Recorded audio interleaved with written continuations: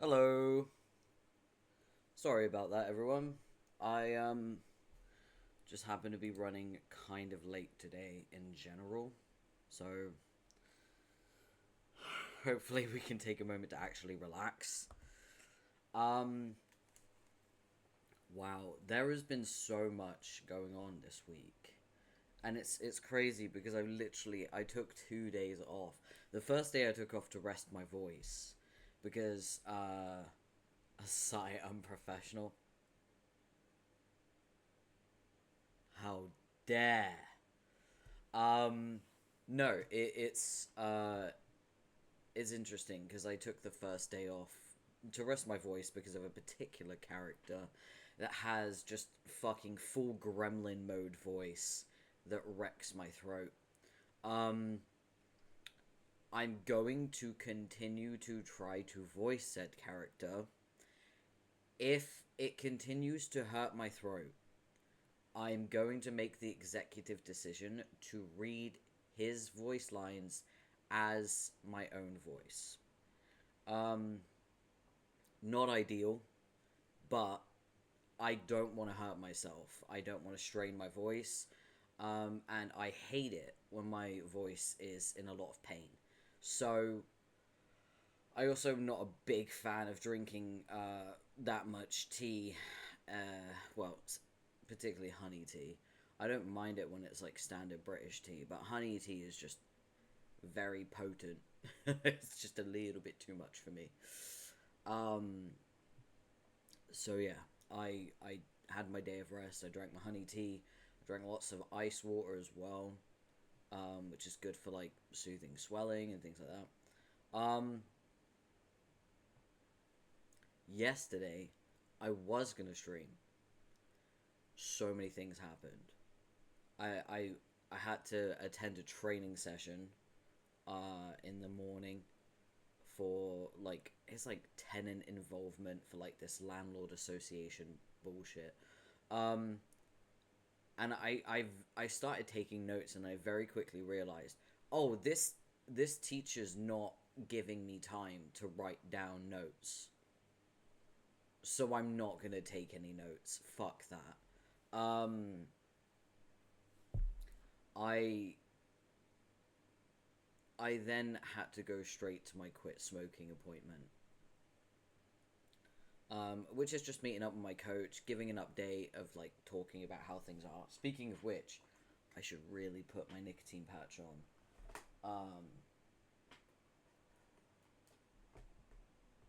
because that way I'm not going to be constantly thinking about smoking while I'm streaming. But yeah, I I met up with my quit smoking coach. All went well. Um, and I got home and I realized I'm fucking exhausted. Like, I'm legitimately exhausted. So, I spent the rest of the day just uploading YouTube videos. So, I think the YouTube is almost perfectly caught up in terms of like Homestuck VODs. I'm getting there. It's a journey. um, But yeah, I also in the very early hours of this morning was able to get in contact with a really awesome person that I look up to an awful lot. That I'm very honored to be able to call my friend. Um, we we've been planning a collab for originally it was going to be a little bit sooner, but I decided it would be better to do it for June because of Pride. So it's going to be a Pride collab between me and Eve Healy. Um, so we got to test out how that would work. Um,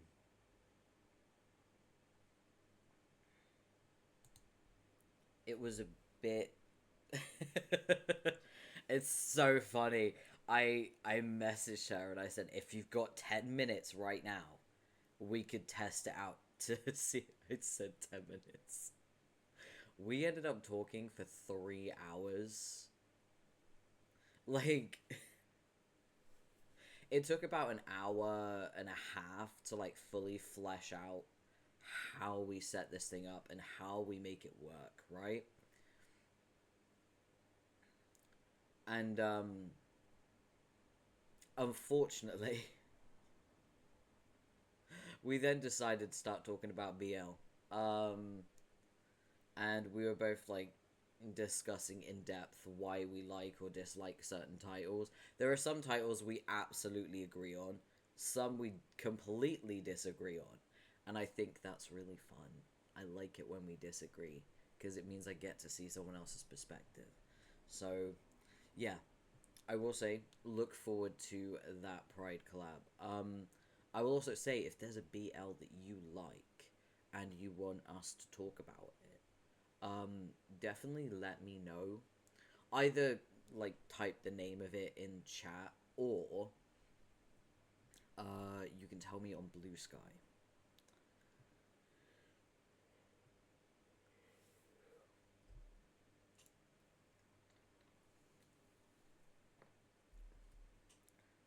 If you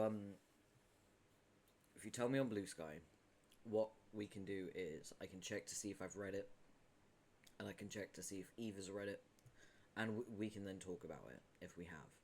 If we haven't, then I'm sorry. Chances are we've probably read it though.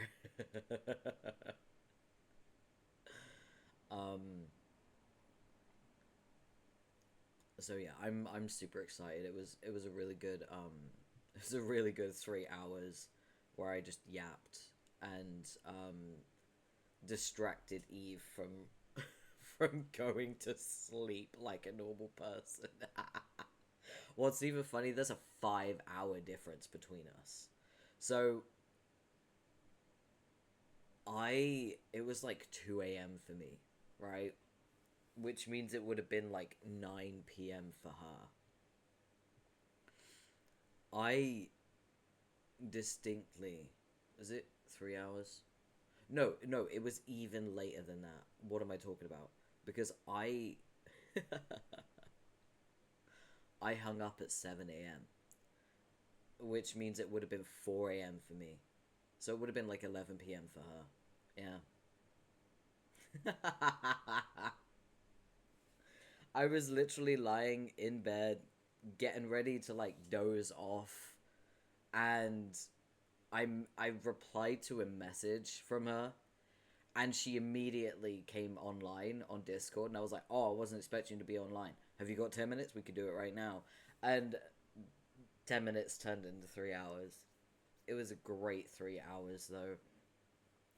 The only reason I'm bringing it up is because now the collab feels kind of real, and it feels like it's going to happen. So what I'm going to do, I'm going to be nice, and I'm going to give you a few titles that we're going to be discussing. I've got some titles that I will absolutely 100% be discussing. So, whoops. I'm gonna pop these all around.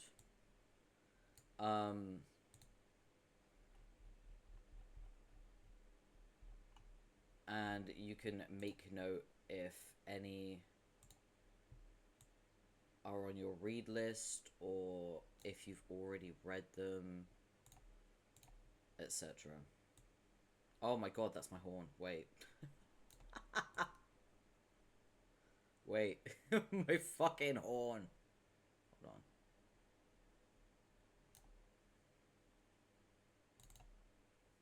There we go. Let me make sure like all of this is locked. There we go. That way I'm not grabbing it. Let me lock my model. That'll be easier, won't it?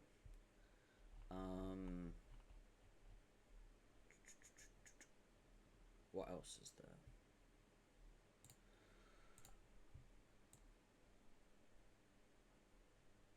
There we go.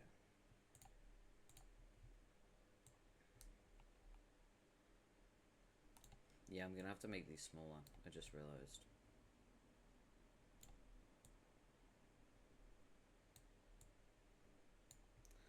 No, don't do that. Do that. There we go.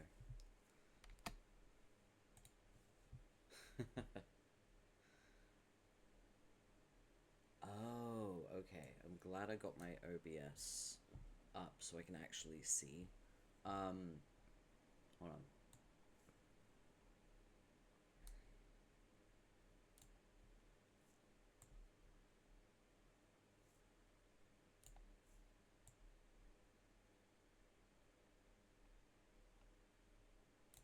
There you go. So there's gonna be quite a few things we're gonna talk about. I'm gonna like let Eve know it's probably gonna be a long stream, especially with the way that I yap. I mean, you folks already know this. It should come as absolutely no surprise at all. But we are going to be talking about titles that we either dislike or titles that we do like. It's gonna be a mixed bag. A lot of these are ones that I've just recently read. Some of them are ones that I recently dropped.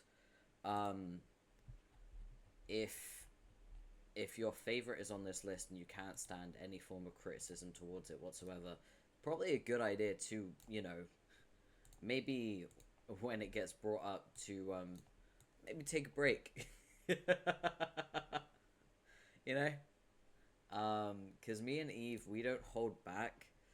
I was literally talking to Eve about a particular title last night, and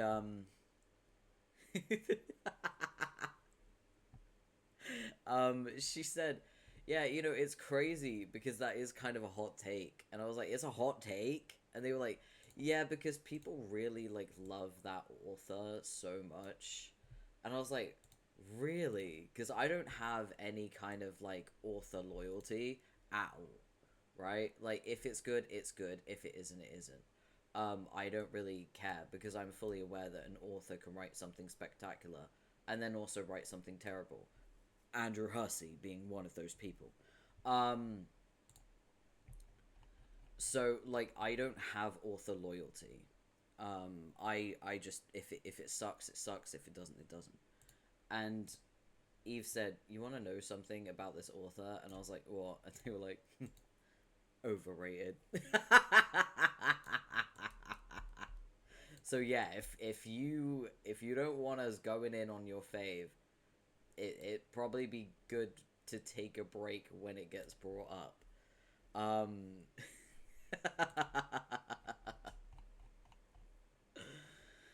So yeah, we're gonna be going through a lot of different titles, and I want to give you plenty of notice.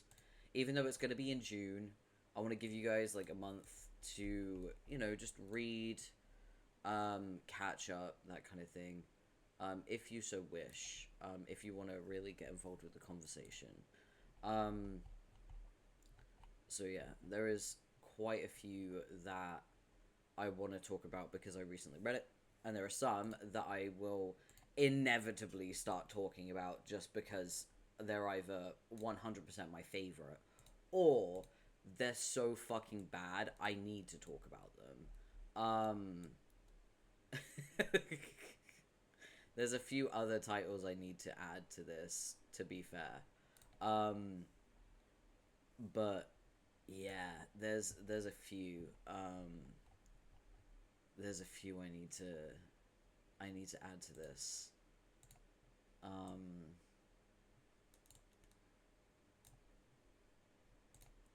God, there's way more titles than I thought there'd be.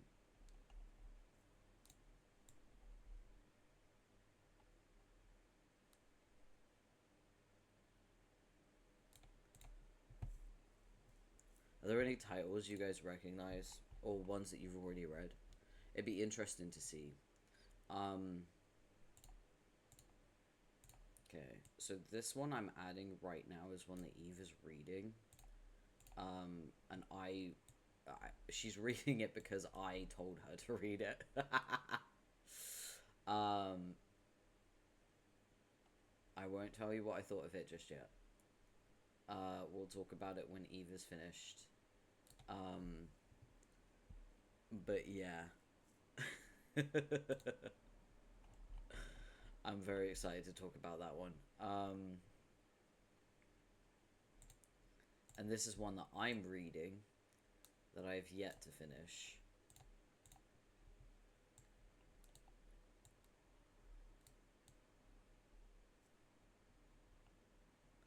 It's a bit slow goings though. I'll say that. Were all of these part of the 88 Rex you said? Some of them were, some of them weren't. I would never have recommended the very first one in the corner, that one right there. I definitely would not have recommended that one to you. There's no way.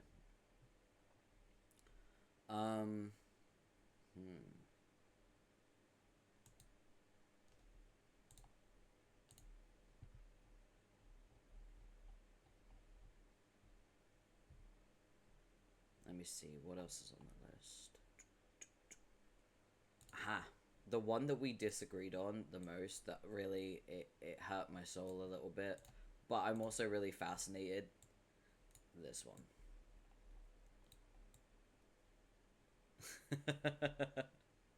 We both disagreed on this one hard. So that's going to be a really fun discussion. So yeah.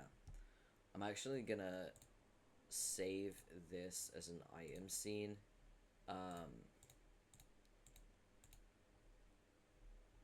Yeah.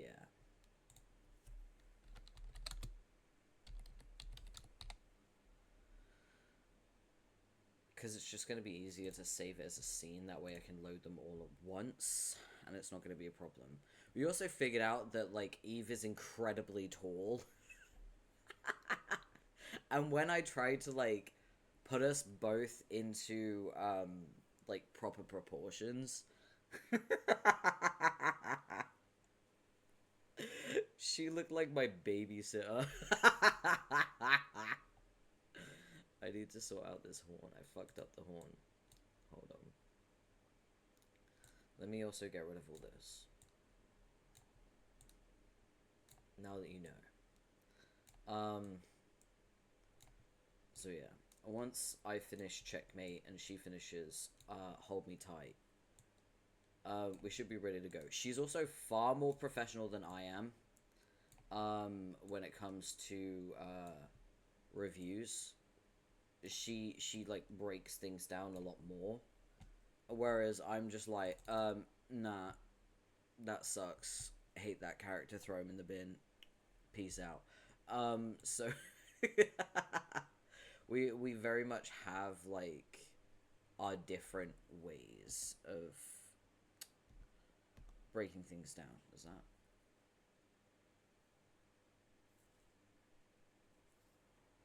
Did I fix it?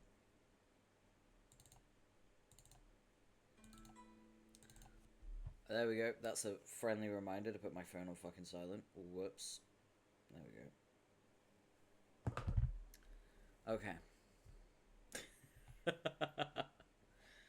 Sorry about that, everyone. I'm just making sure everything's locked. There we go. I should probably save it after I lock it. That way it's always going to be locked when I load it. I have been fucking around a lot with VTube Studio, because I am still learning. And that's why things are a little bit scuffed today. Not super scuffed, but just a little bit scuffed. There we go. Alright, so it should be locked. Yep. Nice. Okay, everything's locked. You'll love to see it.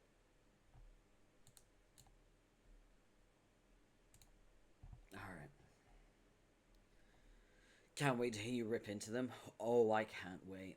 There's certain titles that I want to rip into. Um, and I know that there's some titles that Eve wants to rip into. Unfortunately, one of those titles happens to be my beloved.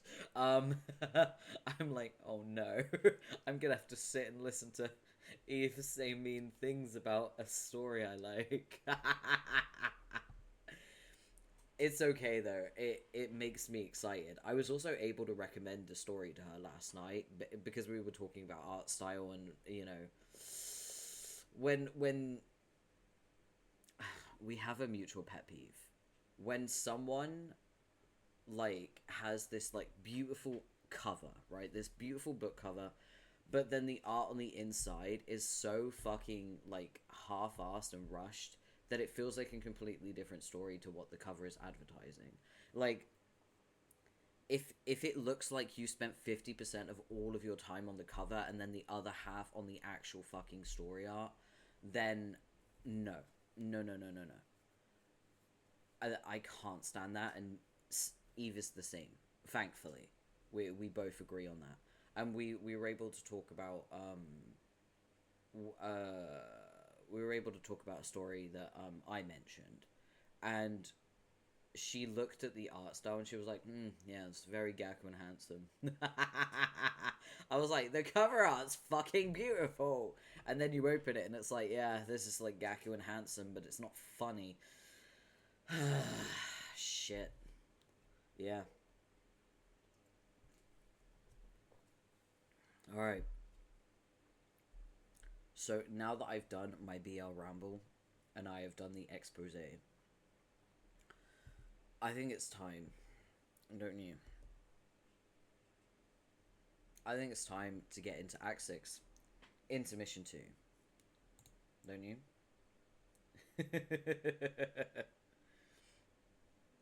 Alright, let's do this. Hold still, Slick. What a first panel. Jesus Christ. God damn it, will you quit fidgeting and drink your milk? It's warm and nutritious, fresh from the butler's teat. You just watched me milk it.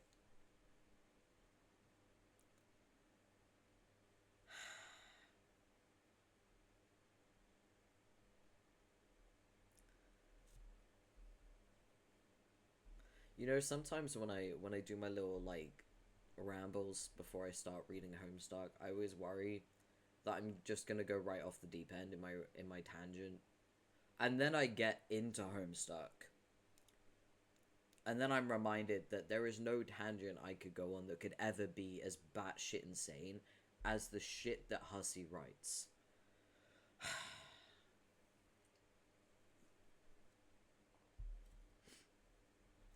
Okay. Oh, for fuck's sake, you're impossible.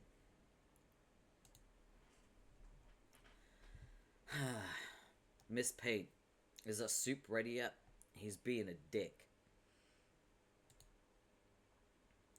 Also, can you bring some gauze? He stabbed me again. It was one of his more tentative stabbings, though. I think he meant it as a sort of a thank you. Nope. Wait, he just stabbed me again. I don't think that one was a thanks stab. It was more like just a regular stab.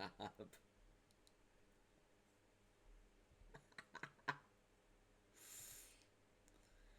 probably should have confiscated his knife before I gave him these super fast robot arms. My god, he's frisky with those things. Hey, put that down. I said settle your ass down. Where's the gratitude, Slick? I'm waiting on your hand and foot here. Where do you think you are? Where do you think you are, Butler Island? You know what? Fuck Butler Island. You just died and went to Butler fucking heaven. I see that. I see that knife. Yeah, that one. You're not fooling anyone. If you don't calm down, I'm gonna repair your other eye. You know, the one you refused to let me fix because you thought the eye patch looked cool. I'll do it. Miss Pate, what is taking so long with that soup? This is a man in sore need of Scotty dogs if I ever saw one. Miss Paint, are you listening?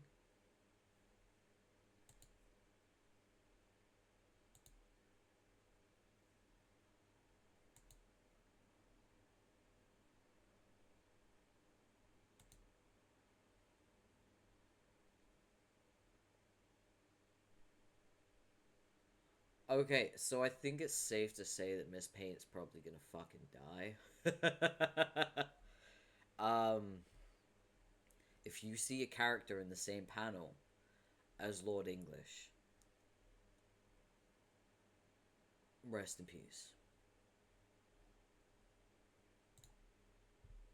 I also forgot to update the stream info, my bad.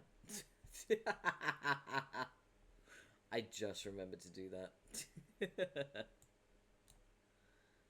So yeah. Rest in peace, Miss Paint.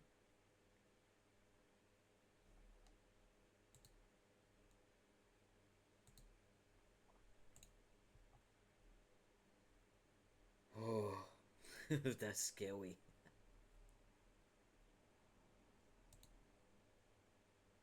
Alright. Year 1. God, this is a 3-year journey. I can't believe I'm actually doing this memo bullshit again. I guess I don't know what else to do. I just need to air out some shit with everybody, and everyone here is their heads so fart their nooks. I want to scream louder than I usually do. They're troll nooks and human nooks, whatever the hell a human nook even is. You know? FYI, a human nook would probably be the equivalent to, female genitalia. just to be honest. Like I said, the trolls are definitely single-sexed. Because Carcat has mentioned multiple times, he has a bulge and a nook. And it seems to be in the language of Homestuck that nooks are distinct from butts. So, yeah.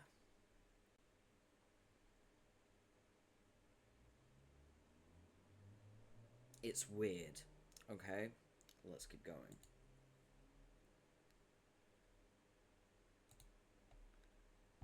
Hey, are you there? Fuck, fuck, fuck, fuck, fuck. Oh, hey. I can't.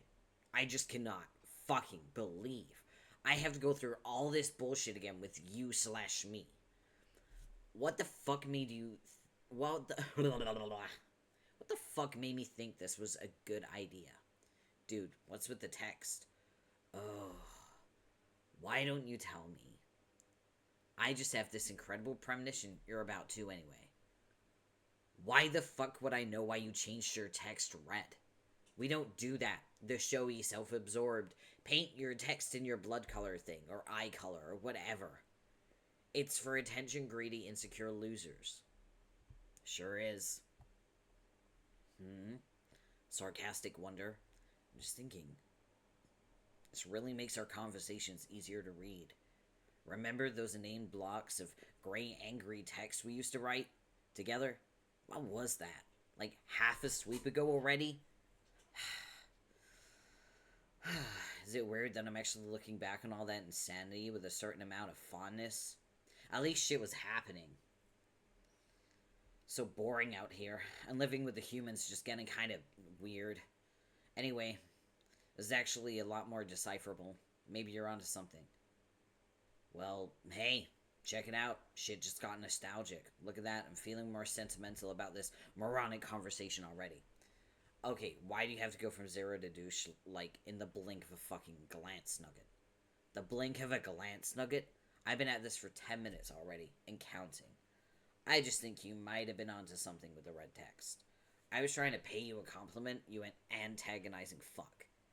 I mean, we only ever got in the habit of typing in gray to hide our blood color, right? And like, one, everybody knows it now. It's the worst kept fucking secret ever. And two, even if they didn't, it's just us here. And obviously we both already known it all our lives. Unless we're both so neurotic that we actually still want to act like it's a secret we're keeping from each other. but I'd like to think the days of that astounding degree of mental illness are behind us. I want to kill myself, but I can't until the conversation runs its course. This is the worst hell imaginable. Shut the fuck up, that's exactly the kind of melodrama I'm talking about. We're better than that now, man. I'm gonna do the mature thing here, and switch my text to red. There. I think it should be the universal convention for when the two of the same people are talking to each other. One guy bites the bullet and talks in red. Seriously, one of us has to be the grown-up here. Oh, I get it now. When I type in red, it's showy and insecure. But when you do it, you're shouldering the pragmatic burden of a martyr. Even though it was my fucking idea to do that in the first place 10 minutes ago. You piece of shit. Okay, goddammit, stop being so sensitive. I fucking apologize. Can you just talk about your stupid feelings already so we can get this nightmare over with? Well, look, it wasn't supposed to be this lopsided thing where I spill all my feelings into idiot space while some shithead yells at me. I was kind of thinking there would be some give and take, since you presumably share a lot of my thoughts. Okay, whatever. Just say some stuff already. All that shit I said 10 minutes ago. I will riff with you and somehow pretend it doesn't feel like I'm rehashing a bunch of lines written in barely dried ink. Okay. Well, I'm having a hard time putting my thoughts into words about this bizarre trek through the ring. At first it was just bland and uneventful, but that was kind of a relief, remember? Not having to worry about getting killed all the time or trying to rally a bunch of uncooperative troops towards an impossible objective. Yeah. But then, it was as if it wasn't enough that sometimes we visit these crazy dream bubbles when we go to sleep. We started physically passing through them too. Like, I think I could handle it better if it was just one thing or the other. Like, only the monotonous day-to-day drudgery on the same gloomy fucking meteor with the same bunch of ridiculous people, and basically nothing to do ever except get all up in each other's business. Or only a sweeps-long safari through an ephemeral... ephemeral? Is it ephemeral? I think it's ephemeral. Ephemeral realm of ghost memories and dead friends shitting around in a haphazard existential clusterfuck. But having to deal with both in totally random intervals, it's kind of taking its toll. I hear you, man. That was when I was supposed to say that, but for the record, I guess I meant it. Yeah, I mean, don't get me wrong, I miss all my dead friends a lot. Even the assholes, I miss them too. Maybe even especially them in some perverse way. And I should be relieved that they all seem to be happy in some way, even if it's by floating nebulously through dream projections with their freaky blank eyes. And I guess I'm relieved about that, but at the same time it's left me unsettled. For reasons I can't really put my finger on.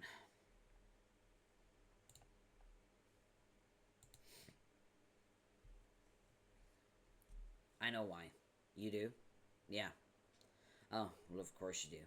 I guess, because I just told you 10 minutes ago, making it like a self-fulfilling epiphany. Well, there's that, but also this conversation helped clarify some thoughts too. In spite of his excruciating pointlessness. I need a drink. Ugh.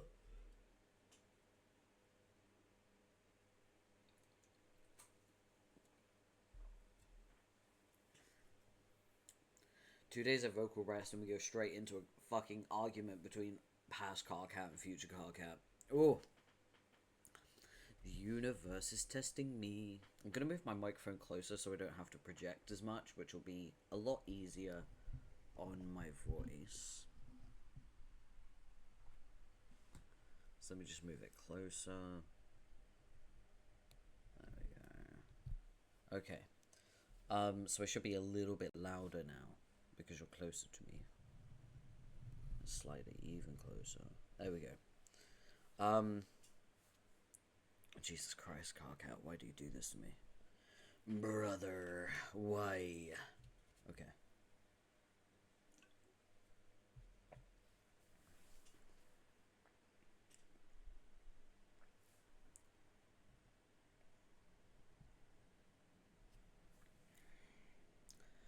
Part of what's bothering you about this is what it means about mortality. Yeah, I think that's part of it. After visiting who knows how many dream bubbles, and hanging out with who knows how many dead friends and copies of dead friends from alternate timelines, I start to wonder, does death even really mean anything? Did life mean anything for that matter? Was the point of life to just go around collecting a bunch of painful and awkward experiences to supply material for the revolving memory collage that serves as the backdrop to a much longer, emptier stretch of existence?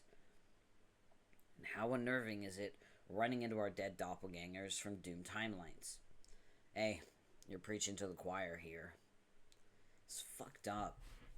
Never mind what it means about a person's identity or sense of self, or which guy gets to be considered the real guy, or philosophical bullshit like that. My fucking chair. Ugh. Just on the level of what your decisions and actions during your life actually mean. Sometimes we run into these versions of ourselves who reached God tier for fuck's sake. But in spite of being more successful than we were by that particular objective measure, they get punished for that, because it wasn't the thing that needed to happen. It's my boy! It's my boy! Look at him. Look at his pretty little wings. Look at his fancy little prince outfit. Look how cute he is.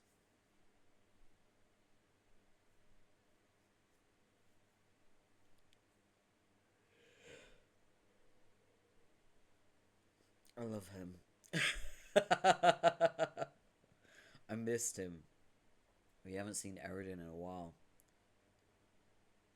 Also, I guess Fefri's here too. That's fine.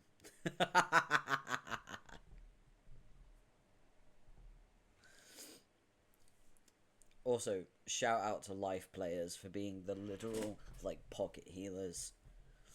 That's fire. Pretty much. So, where does that leave us?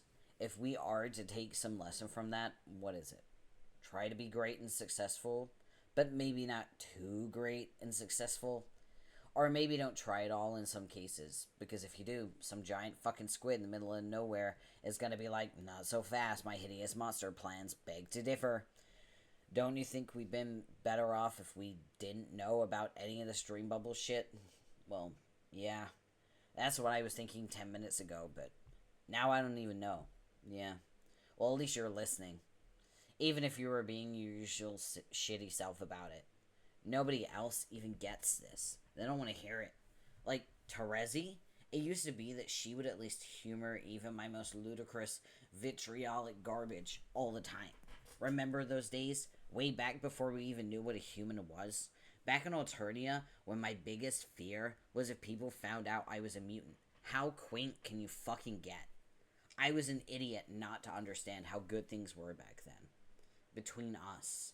Now it's like... What? This part of the conversation?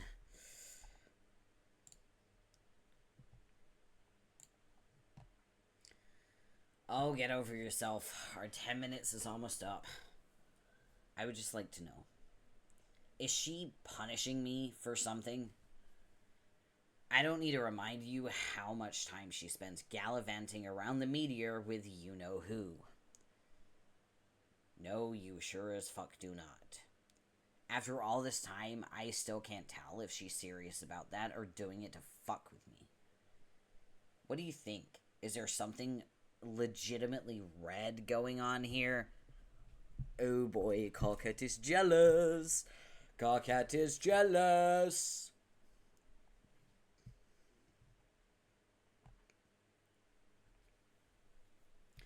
How can I command such absolute mastery over the romantic sciences, yet remain perplexed by this? Maybe I can't get a read because he's not a troll, and therefore has no idea what the fuck he's doing.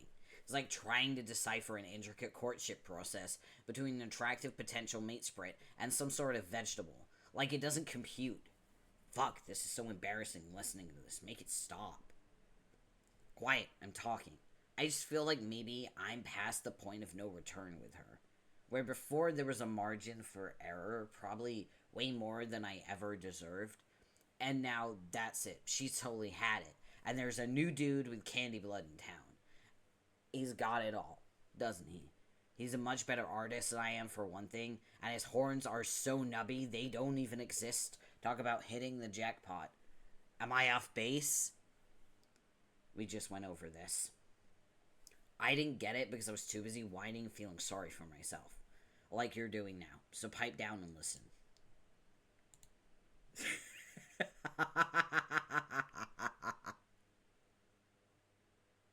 That is so funny. You've been sending her an endless stream of mixed signals for as long as you've known her. Oh, bullshit. Like, fuck, it's bullshit. It's all too clear to me now. It's a classic case of quadrant vacillation, and you don't even know it. No wonder she was frustrated and got fed up with you. This is outrageous. Is it? Tell me, how many times have you treated her in a way that could be objectively construed as a form of black solicitation? That's just... No. That's how we've always rolled together. It's like spirited platonic contention. Totally normal territory in a healthy mate spritship. Yeah, a healthy one. Not one involving a demented loudmouth who can't keep his shit under control. Let me ask you, how much of that animosity is innocent platonic rage? Could it be that subconsciously you want to push things with her onto collisionist turf? Maybe see how things work out there. See if you have your grub and cull it too. See if you can have your grub and cull it too. That way, you have her all to yourself. Fuck you. You want her in every quadrant like a desperate fool. You realize what you've become? You're this sad joke character in the rom-com. You know the guy I'm talking about, who's greedy and indiscriminate about filling every quadrant, totally oblivious to it, and in the end has fuck all to show for it. I don't have to put up with this. You kinda do, for at least another 10 minutes. Nope, fuck that, I'm so done with you. Yeah, you pretty much are, because the 10 minutes are about up. And I'll be gone. Then it'll be just you and the other guy spinning your globes together like a couple stupid pieces of shit. Ad infinitum. You know what's really funny is he basically just described Eridan. The sad, lonely, desperate, like, rom-com character that just desperately needs to fill his quadrant with whoever indiscriminately. Yeah, that's Eridan. Man, I must have been insane to think anything is different. You haven't changed at all. You're just as petty and horrible as ever. Fuck you forever. Fuck every 10 minutes ahead version of myself all the way into 10-minute fucking eternity. I can't even do this. Not anymore. Yeah, well, you made your cocoon, pal. Now we have to take turns shitting in it together. It's the most pathetic, smelliest dance of all. Huh. What the fuck is it now? Just occurred to me. This dumb tantrum I threw. This entire bad mood. It was just another idiotic, self-fulfilling reach around, wasn't it? What are you talking about? I mean, where did this even come from? It was like spontaneously generating self-loathing with no discernible source. Was this emotional outburst ever even real? Oh no. Don't even start with that. Do not start getting as existential about my anger. You better fucking believe this is real.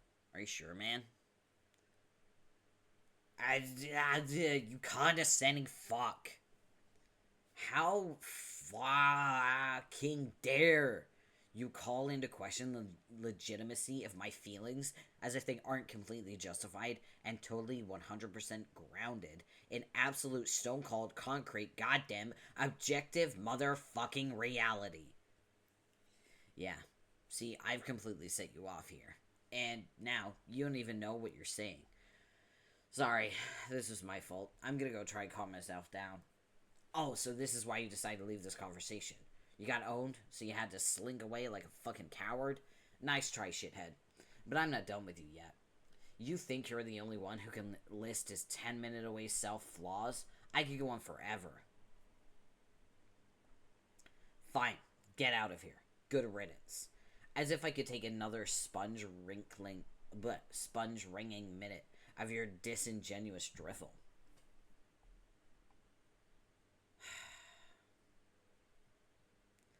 And the cycle continues.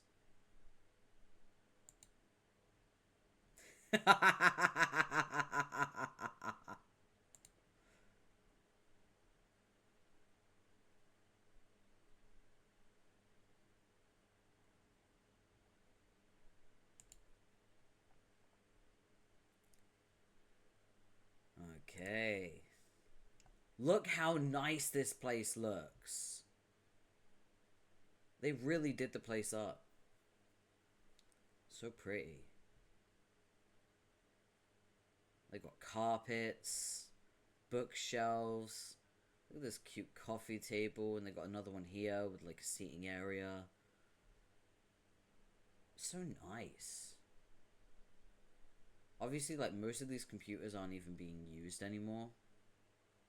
But, like, this is so cute. They got a wall clock. I love this. I love this so much. Hey. Sup? Anyone seen Teresa around?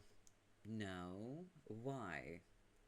We're gonna do a thing, but she's not around, not answering one of my messages on any of the probably 10,000 computers lying around that they would show up on. A thing? Yeah, a thing. I see. Shut up. What about you? Blah blah. What about you? You seen her? No. No. Have you seen Gamzee? Are you serious? Of course not. I haven't seen that guy at all since the first day we got here. Not once. Yes, I know. Talk about an elusive juggalo. Probably like the shyest fucking juggalo of all time. Pretty sure on a car cat seen him. Don't expect him to rat him out either because of the Morrel junk. Morrel? Alien words.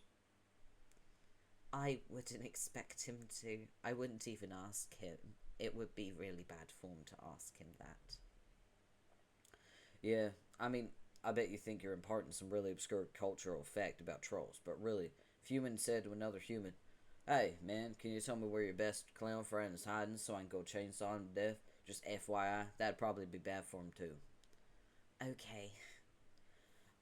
I know, it's been a year already. I think he's really intent on hiding, hanging on to those dead bodies. He's probably scared to death of you at this point anyway. Maybe you should just let it go. Rose, back me up.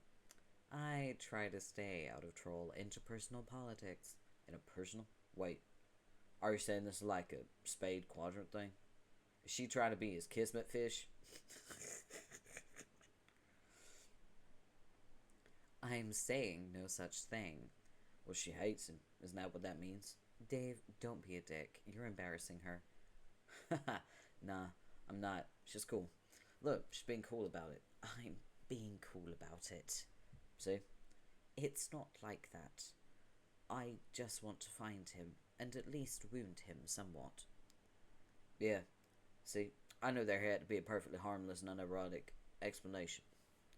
Shh. No. No, see, I'm explaining this badly. All I'm saying is basically just fuck that guy.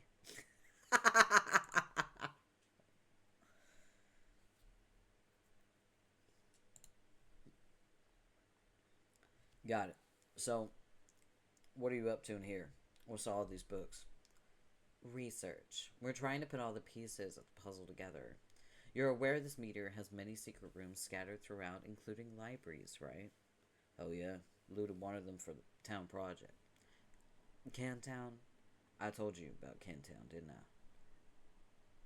Oh, blah blah. We looted one of them for the Cantown project. Cantown? Told you about the Cantown. I told you about Cantown, didn't I? My god, why can't I read? Am I having a stroke? What the fuck is happening?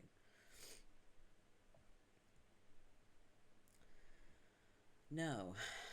Well, think about Cantown. And all there really is to say about Cantown is it's awesome. The end. Wow. What a story, FU. So, what's the point of this research? Primarily to gain more thorough understanding of the situation we'll be entering when we arrive. Thought you pretty much already knew the situation, since you could see the future. Oh my god. I've told you, I can't see the future. Yeah, you can. Totally can. Okay, but not all of it. Only certain relevant pieces. It's a bit frustrating when people make that presumption about you. For instance, you're a knight of time.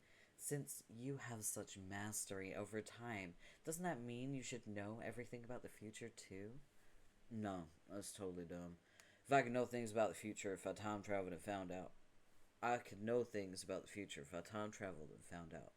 Firsthand. Nobody's mistaken that about me. I'm a time traveler, not a fucking fortune teller. Simple as shit. Right, so there are significant limitations on what you can know, governed by certain rules. That's how it is for a seer, too. Okay, whatever. But I will say that I have been able to use these abilities to assist with research. I can treat my finite glimpses as an additional source of information. If you combine that with the knowledge we've gathered from these texts, and the things we've learned from our various encounters with the deceased, with a bit of inference and deduction, a more detailed picture is coming into focus. Nice. You want to hear about it? No? Yes, why not? It's been a year. Seems like all we've done on this trip so far is indulge in lavish interior decoration projects and screw around with mysterious Cantown initiatives which may not be consuming valuable library resources as building materials. We could make at least some effort to squeeze in annual briefings on our objective. Yeah, that would be pretty legit of us. I think you'll find that when it comes to striving for a reasonable approximation of legitimacy, we're simply the most barely adequate there is. Okay, I really didn't catch any of that bullshit because I wasn't listening. I'm gonna make myself a cup of coffee and get primed and listen to you saying a lot of stuff like that. You want some? Sure.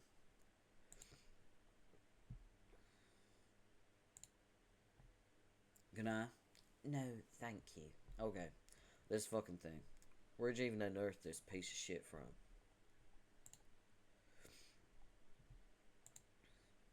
Oh, okay. There it goes. Two hot revival, blah, blah. Two hot revitalizing cups of shitty coffee, fresh out the weird pod. Why do we even drink this shit? I guess just 'cause this thing is here. Unless somehow the temptation's even stronger 'cause the coffee sucks. Don't know how that works. Wish there was such a thing as apple juice on Troll World. Could go for about a AJ. Wonder if there's any booze squirreled away in this meteor. Kinda feels like we should be drinking our asses off here. No adults, nothing to do. It's what you do without adults, right? Get wasted all the time. Wait, what the fuck am I saying? Trolls don't even have adults. Well, they do. But they're all in outer space being the same badasses.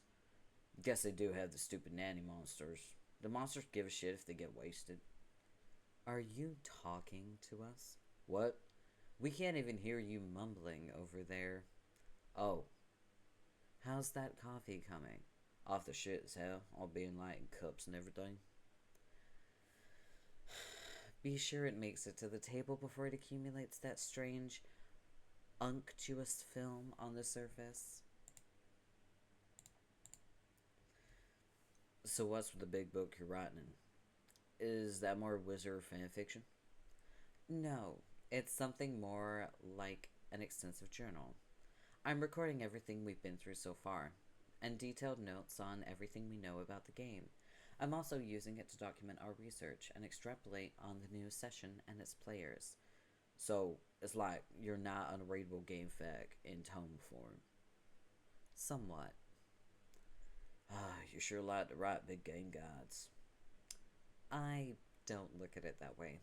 I'm approaching it from a standpoint of responsible historical documentation. Don't you think people in our future will want to know about a story? I guess. I think it could be a very useful resource someday. It could be helpful to others beginning their own quest. Chances of that seem pretty remote. I really wouldn't rule it out. Okay, totally sold on that suddenly. On account of not caring. So, tell me about the new session. What is there to know? Most importantly, how is everything going to go wrong this time? From what I understand, everything already has gone wrong before the game even started, in many different ways than ours did.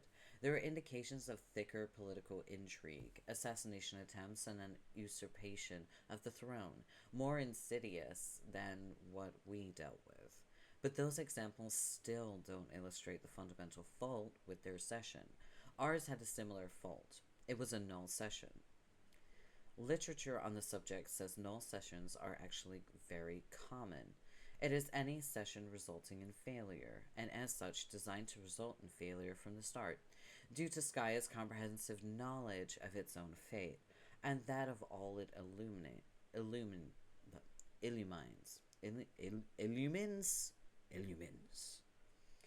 Biologically speaking, it's to be expected that null sessions far outnumber the successful ones. When it comes to reproductive systems, overwhelming redundancy is commonplace. A universe has a reproductive system that spreads many seeds, as it were, most of which never come to fruition. So we shouldn't feel too bad about our results, really. It was quite par for the course. But then it would also seem that exceedingly few null sessions result in the birth of a massive green star fueled by two dead universes. For what it's worth. Okay, I thought the whole point of this scratch thing is it gave us a chance to still win. But you're saying the new session is a fault too? Well, yes, there's more to it though. The new session is essentially our session, rebooted with different parameters, which also affected the original conditions of our universe. And strangely, it seems a new one is a null session as well, but within a much less common subset of all null sessions. This one is referred to as a void session. This is really important information, by the way.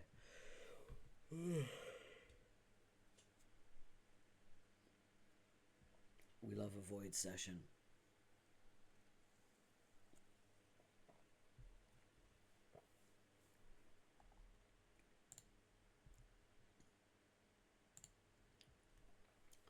Okay, which is what? It's very simply a session in which nothing is prototyped before entry at all. Hence, by Sky's preemptive all-knowing and its influence on the rest of the Incisesphere, there are not even any towers on Prospect or Durst built to receive the split kernels. See? Weird. Why would this alt universe players fuck up in such an obvious and stupid way? I don't know what specifically led to the failure to prototype anything, but it doesn't really matter. As I said, the session was designed this way before they began playing. Any efforts to prototype may have been in vain regardless, possibly subject to sabotage. Did you say at some point that not prototyping anything would be really bad? Yes, it's just another way to create an infertile session, though by a less catastrophic and bloody route we took to achieve the same result. By contrast, it leads to a rather harmless, uneventful session. Underlings remain unaugmented, and so does the royalty. And while this may sound advantageous to the players, it's a curse in disguise. The lack of prototypings, which keeps adversaries uninvolved, has the same influence on the battlefield. Without successive prototypings, the battlefield will never reach its final form, which must be fertilized to grow a new universe.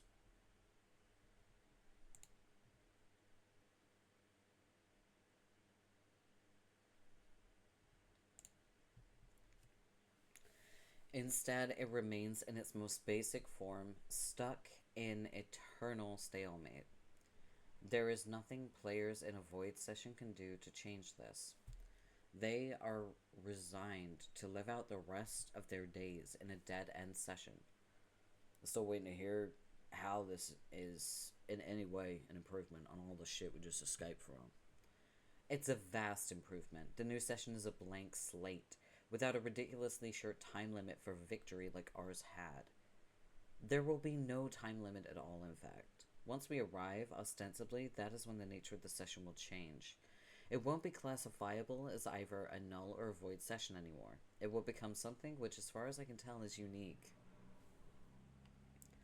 The fully matured battlefield from our session can be used to make the new one viable.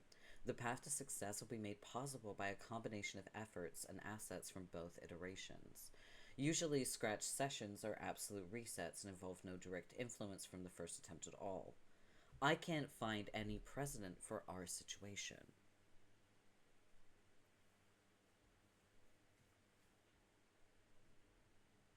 The fuck just happened? My OBS just had a freak out. Don't do that.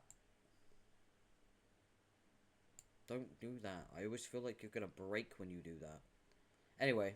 You know what I could do, actually? While I'm here. Where am I? There I am. Just gonna make myself a little bit big. Just a little bit bigger. Cause like the way that this goes. Yeah, that's better. I usually stick myself down in the corner for like games, but it's different for Homestuck, isn't it? I really should have done this a bit sooner, but hey ho. Alright. I'm big now. Alright.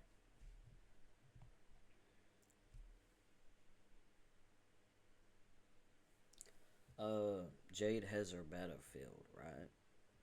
Yes. So she shows up, drops in Sky. And then we take the result of all that damn frog breeding we did, stick the thing in there somehow. Then we sit back and wait for it to do its huge ribbit, or whatever, and we're golden. Pretty much. As long as there's an actual vacancy in the center of Skya when we get there.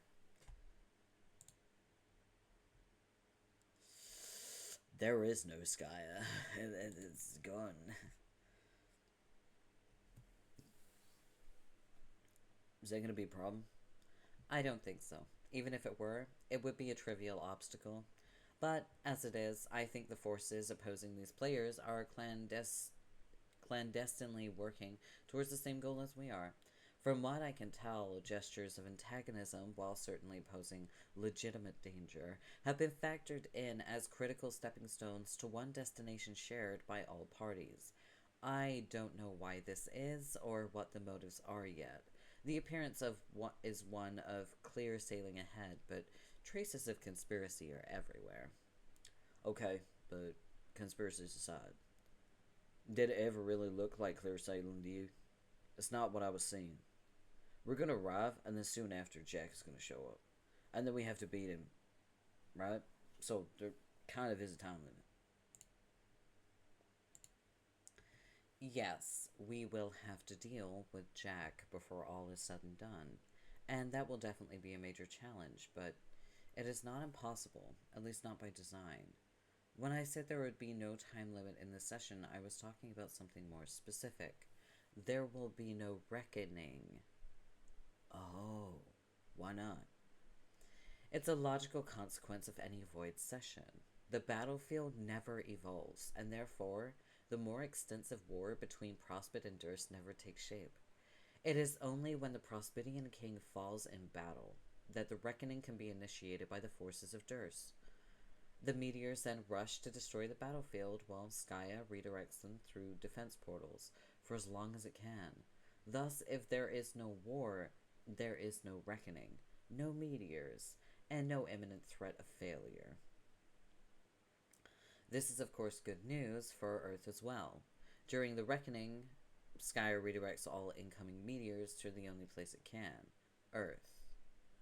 So it turns out that players who initiate a void session are not actually condemning their home planet to an apocalyptic wasteland after they leave. In the new instance of our universe, Earth is just fine. Sort of. So, no meteors came at all. You mean by fucking up and having to scratch, we also sort of saved Earth in the process? Again, sort of. And it's not that there were no meteors whatsoever, just the vast majority of the destructive onslaught never showed up. But delivering the temple to the site of the forge is still integral to jump-starting the session. That meteor, however, would have been propelled through a portal by any means, not just via the reckoning. I see. What about the players themselves? They had to arrive on meteors too, didn't they? I guess the baby meteors were some exceptions too, right? Yes, but they weren't flung through portals in their own session, nor will they be created there. They were created in our session and went back through our portals just like us.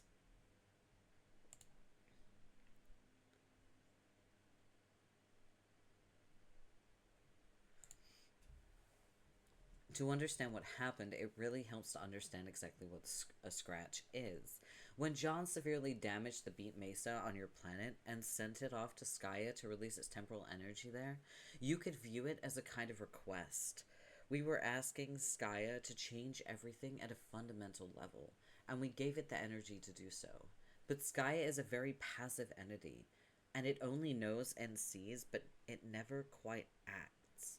When it's asked to change everything, there is only so much it has control over. In fact, it has control over exactly one thing: the defense portals. It can decide to send important meteors to different points in time than originally planned, thus creating alternate realities, offshoots of promise rather than futility.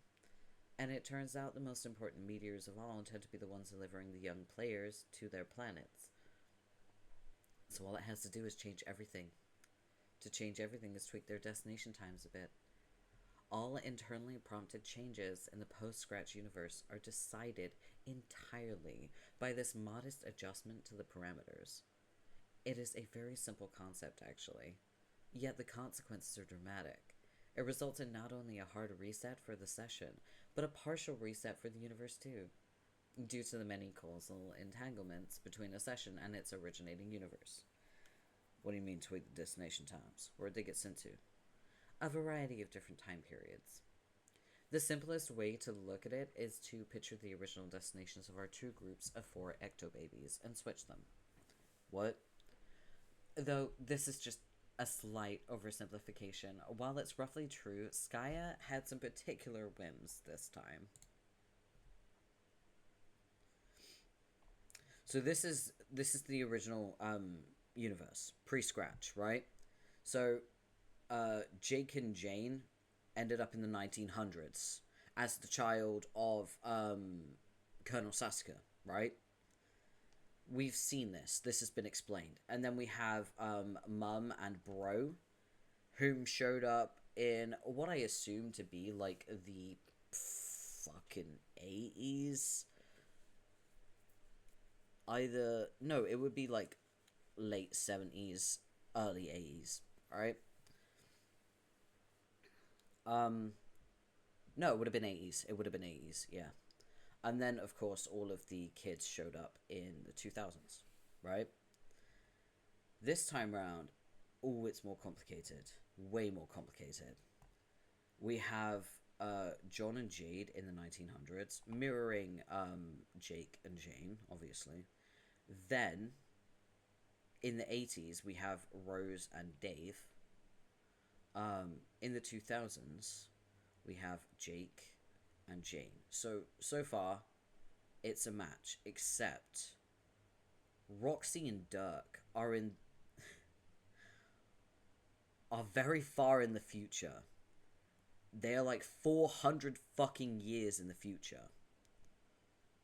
Which explains why Roxy lives on this strange little like chessboard like thing, and Dirk, it lives in an old apartment that is suspended over water. It's not because the apartment was moved, it's because that is Houston. Houston is underwater. So there we go.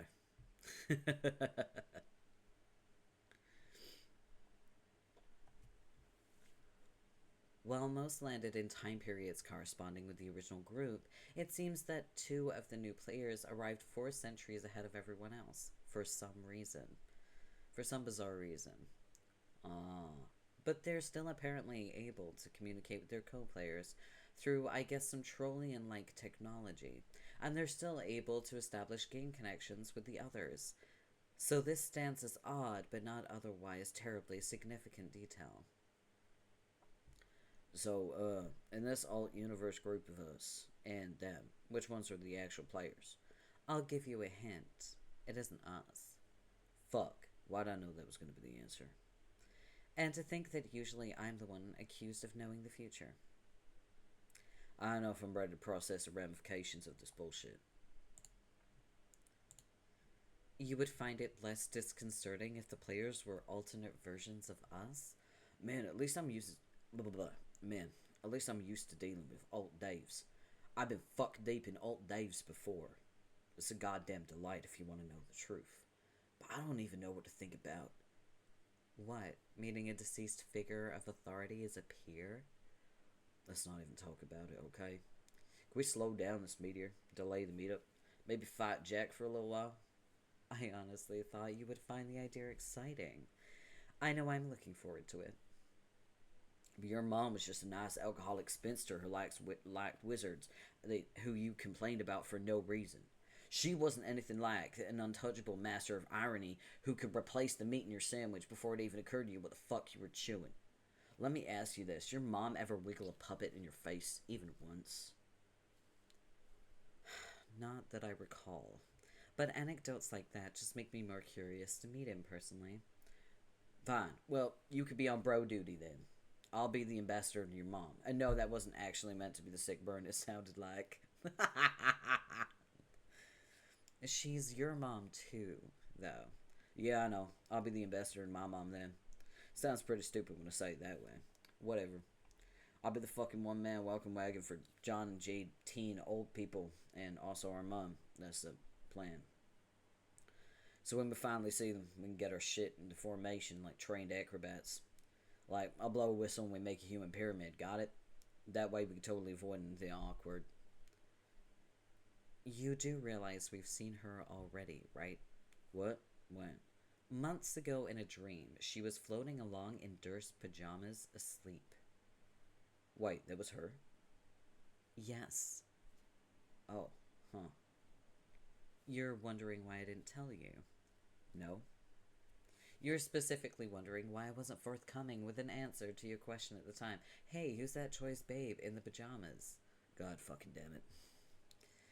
You don't find it nostalgic at all? We're tracing the steps of some of our Freudian semi-blunders in conversations past? No, a load of shit. Stuff said between you and me before we knew we were related. We both know that was a lot of horseplay bullfuckery between, like, smart-ass 10-year-olds or whatever. You can't seriously have taken any of that seriously. Ugh, don't ever do that. All these fucking mom traps and sister traps. What a joke. I hope Skyr gets to have a good laugh over shit like this. Wait, I forgot Skyr doesn't laugh, just sees a nose. It's like a huge blue perv that's mad jazz for kids ass. What are you people even talking about? Don't you wink at her. Can I? Here's a pro tip. That wink meant Jack Dick. She's just being weird.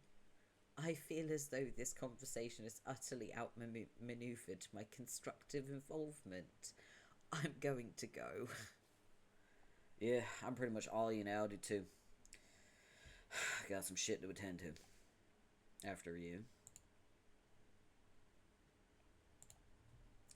Oh, why does that always happen? Everybody out of the goddamn way. I got a lab full of humans, a mouth full of yelling, and a tortured psychological profile full of totally hysterical emotions and unaired grievances at practically everybody. Carcat's broken, guys. Yeah, okay, hold on. If I can settle down a tick, I should be able to meet Marcent shortly. Just... Maybe you should lie down on the couch. Fuck. No. Dude, what's the matter with you? Wow, okay, that was a pretty terrible entrance. Anyway, where was I? I don't know, I was just leaving. Not so fast, Strider. This heavily concerns you. It concerns you exclusively in the fact. Where do you think you're going? I'm just stepping out and do a thing, which is not your business. Like my inflamed, quaking goal sphincter, it's not.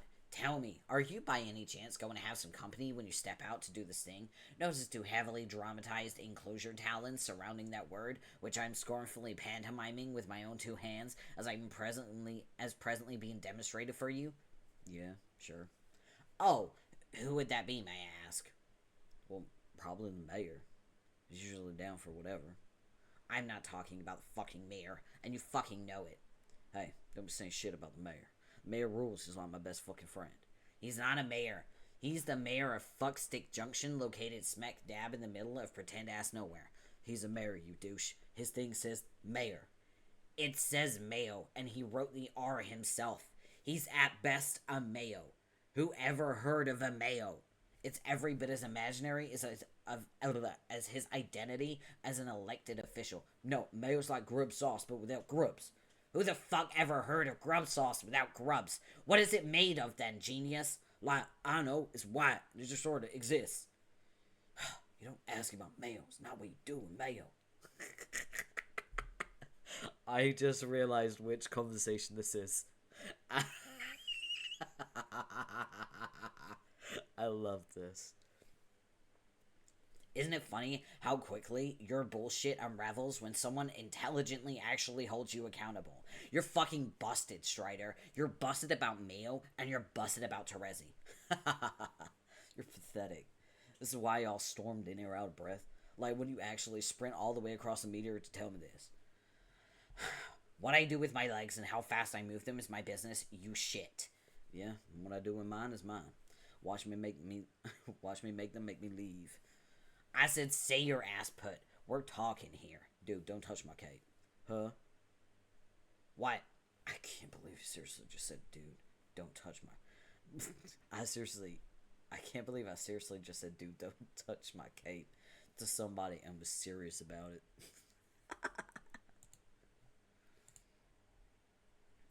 Okay, look, I'm nowhere near your precious stupid cape. Just listen. Before you go off to snog Terezi in your idiotic little village of nutrition cylinders, hear me out. Man, you're so overblowing this.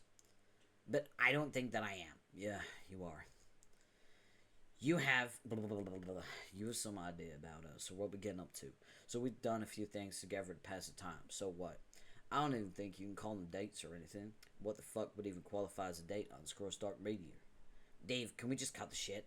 I'm not an imbecile. You're both plainly tipping into flush territory irrespective of environmental factors or whatever lame conditions it is humans believe to be optimal for pursuing a mate ship. Anyone can see that it's the shittiest kept secret on this meteor. Probably even the fucking mayor gets it. And let's face it, he's a little slow. Do you really think you could pull the wool beast material over the eyes of a hardened veteran of romantic studies? We have one of those. He's such a bitch. 1 second, just need to blow my nose real quick.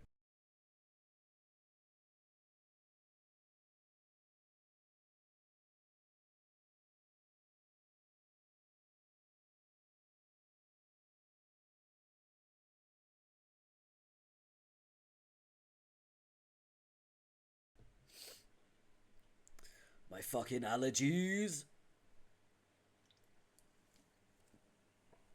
Oh. We're doing it, man. We're making it happen. Okay. Back to it.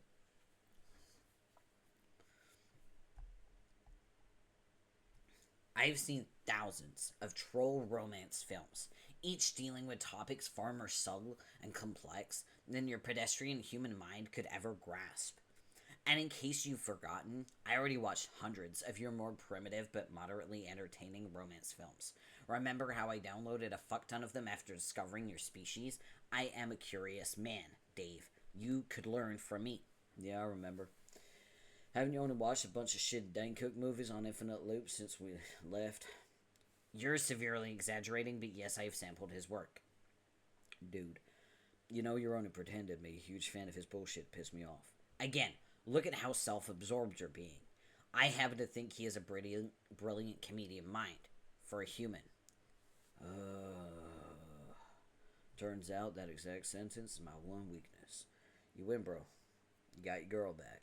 Oh, shut up. I'm not here to debate you on the finer points of cinema or to get my girl back. How desperate do you think I am? I'm actually here to do the opposite. I wanted to tell you I'm totally okay with it. Oh, okay then. Just listen and try to keep an open mind. I know that's hard for you. Here, please take a look at this.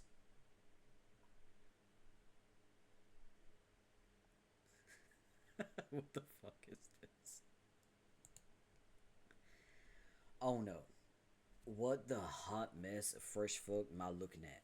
It's an alternative romance novel. Now, look, I'm not vouching for this particular piece of literature. It's actually pretty trashy, and if you're interested, I could recommend much better things to you.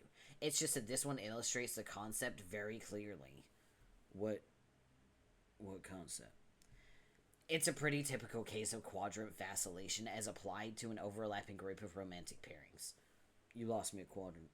For future reference, that's the word that always lets me know it's time to check out the sentence. You pipe down, just hear me out. It's really simple. Think of it as being similar to one of your primitive human love triangles, though this is a quadrangle. Those are much more common in our society and entertainment, and 4 is pretty much the minimum value for love, hate, and endrangles. Endrangles? God damn it. Now here's what's actually going on with this group of characters. Pay attention. Hey, look at me. Eyes over here. Good. See the two heroes in the middle, partaking in their flushed embrace. Pretty much your typical low-blood red rum pairing. Their dynamic is the grubloaf and tuber paste of the overall arc. But what if we hear? There's some nefarious high bloods in the picture, too. This is where it gets interesting. The guy on the left is an old collisionist flame from the male low bloods past and has re-entered the picture. Again, nothing out of the ordinary. He can continue to court his mate spirit and kismesis without conflict. It's a perfectly amicable arrangement that everyone's totally down with. What's that huge beefcake troll even doing? Is he grinding against the little dude's shoulder? What the fuck even is going on? Why the fuck is he nude? No questions yet. So that's all fine. Pretty boilerplate conditions for unfolding rom drama. But there's a twist. The male high blood and low blood start to have flushed feelings for one another, and this results in some red infidelity between the low blood pair. Obviously, this is where the fireworks start going off. The red feelings between the low bloods turn to black, and thus begins what is referred to as quadrant vacillation. Meanwhile, the two males are also vacillating between red and black because you don't just let go of a rivalry so easily. What's going on with the other chick? Oh, grabbing at the other one down there in the corner. Yeah, well, that's where it gets even more complicated than that. Probably more than needed for the sake of making the point. In the heat of their vacillation during an especially black phase, the low-blood female waxes red for a notorious and especially brutal high-blood female. So they have their thing on the side, but even that starts vacillating too because the original pair just keeps spinning like a top. We don't need to get bogged down in the quadrangle dynamic, though. And for our purposes, the fourth party is a distraction. Our purposes? What the fuck are our purposes? Thing is, vacillation always adds a lot of drama to everything. But that doesn't mean it can't be viable. It can totally work. And everyone can be reasonable about it. It really just comes down to a matter of sensible scheduling. You must be out of your fucking mind if you think I want to know where you're going with this. Dave, please, just read the book, okay? It's all in the book. I'm not reading that shit. I can't even read your stupid troll language. Why would you think I can? I think you should reconsider. I can translate for you. I'll read the whole damn thing aloud if you want. Seriously, it could really expand your limited human thinkpan on stuff. There's a lot here that's applicable to our situation. There is nothing even slightly applicable about any of that bullshit to our situation. Don't be dense. Of course there is. Terezi and I have been on the verge of vacillating like this for a long time. It's about time we killed the suspense and just acknowledge it. You and she seem bent on developing something in the flesh quadrant, and like I said, I'm fine with that. If we can just get our shit straightened out, We can be like these vacillating pairs that alternate between red and black, but in a way that's complementary with each other's patterns. Oh my god. Why is this happening? Like, while she and I are black, you and she are red. But then when she and I are red, you and she, I don't know if humans are really capable of black feelings. But I guess it's up to you. Maybe you can just, like, sit those periods out. Like, take a break, you know? You completely lost it, dude. I can't believe for a fucking second this is reasonable shit to propose even on Troll World. You just totally snap. Snap like a fucking fox. This makes perfect sense. Like I said, it's just a matter of responsible scheduling. Here, let me show you. I need some paper. Where's the paper? Look, it's perfectly simple. Hang on while I draw the guidelines. Oh no. No, you are not making another shipping grid, dude. It's not a shipping grid. It's just some rows and some columns for a schedule. It's a It's a grid. You're drawing a goddamn grid. I'm not letting you draw a grid for the stupid shit. Come on, look here. These are the days of the week. Then we have rows for those days. And then we could draw a heart or a spade for any given day. And that way we know what's up in advance and avoid unpleasant conflicts. Put the fucking pen down. Hey, cut it out. Don't touch me. Do not draw a shipping grid. Do not do it. It's not a shipping grid, you obtuse fuck. This is fucked up. Put it down. No.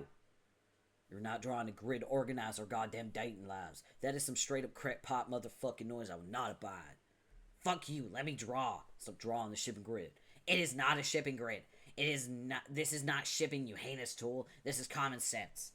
Do not draw anything that even remotely resembles a grid.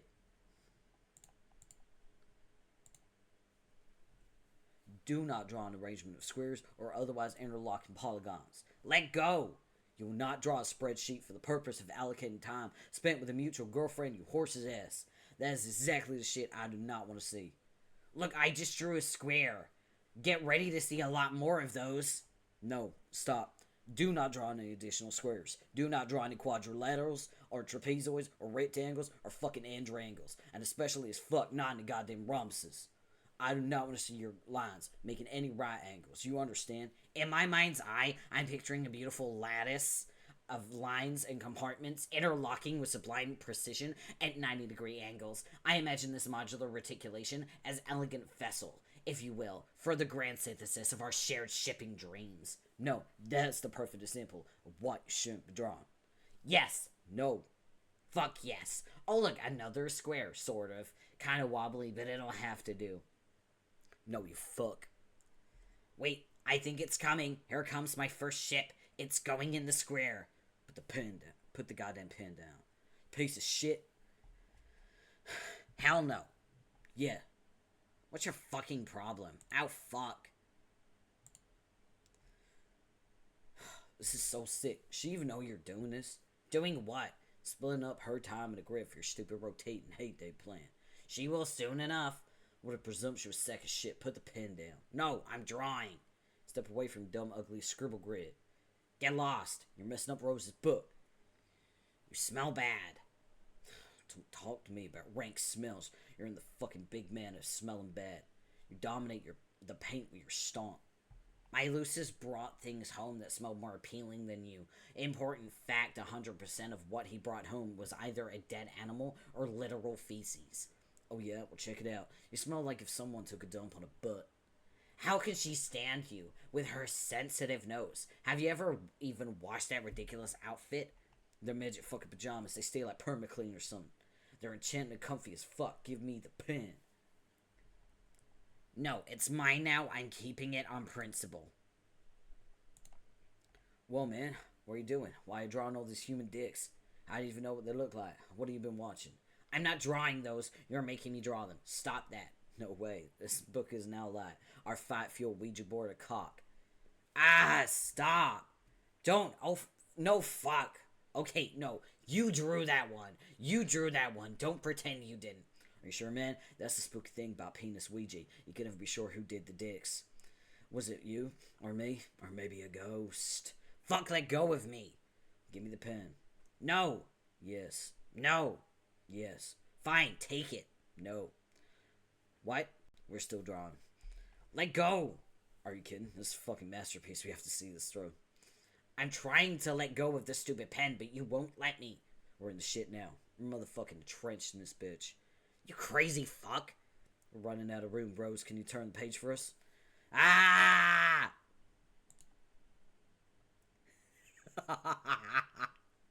I'm so glad we finally got to penis Ouija. This altercation is becoming uncomfortably physical. Get the fuck away from me. What are you talking about? You know what I'm talking about. Shut up and draw enough of a penis. You don't even understand the social implications of all this hostile touching and grabbing, do you? I don't feel that way about you, Strider. Just step off. Man, if you want to look at it this way, if you want to look at this that way, that's your business. That's just an old-fashioned beatdown where I'm from. Deal with it. Why don't you old-fashioned go fuck yourself? Stop biting my cape. Fuck yourself.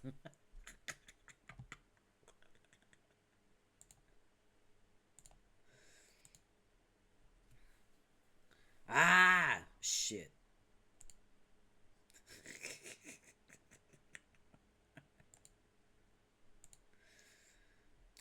Are you serious? Dude, I'm real. Like a cape magnet. Hold still.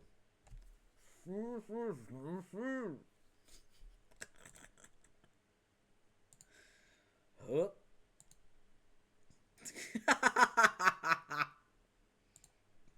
Booyah.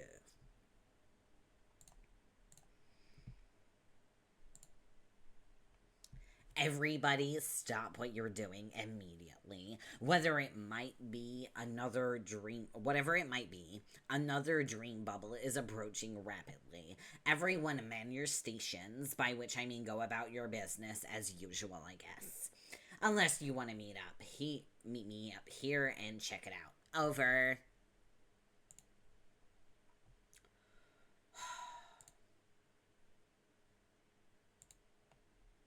John, I really think we're scraping the bottom of the barrel here.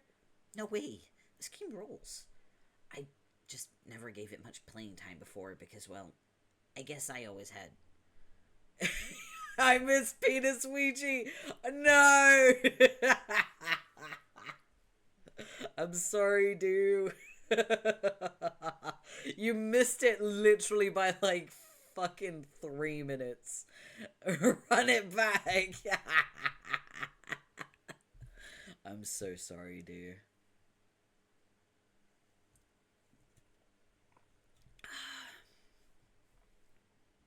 I'm so sorry. Rest in peace. I had a lot of fun reading it though. Man, that sucks.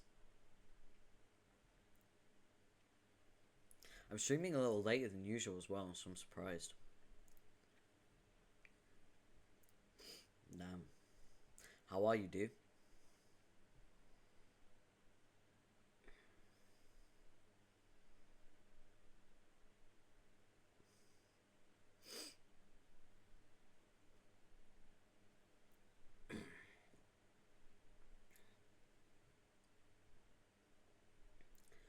The unbeatable demo for like a week straight. Unbeatable? I've not heard of that. So fucking good. Ooh. I've been getting a lot of recommendations for repo on Instagram, like repo reels. So I'm tempted to get it because it does look quite fun. But it also looks kind of scary. I keep seeing the I love her. I love.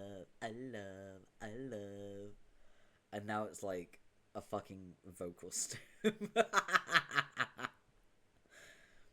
The two story beats in the demo give me chills. And they're so well written. Ooh. We love a good story. A lot of my favorite survival games have fantastic stories. So I'm always down for a very good story. A rhythm game. Okay, I probably suck at it then.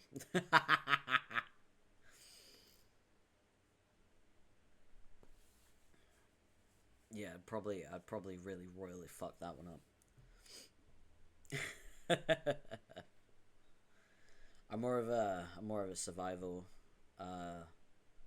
like base building type player, or colony sim. Oh, I love a colony sim. It's amazing. I'll give it a look. It definitely sounds interesting. Bit worried about the rhythm part though.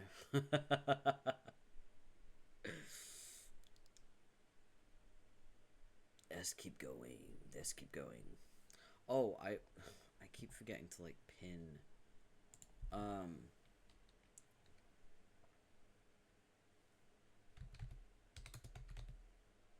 my god, I keep forgetting to like pin this very particular message.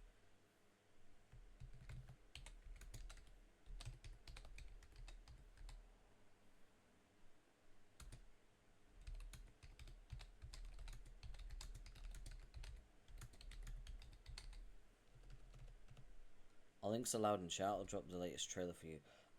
There's no need for that. I can find it myself. I don't really like people dropping links because it's very hard to like pre-screen them. So I'd much rather just like Google it and find it myself. Thank you for asking first as well. I appreciate that.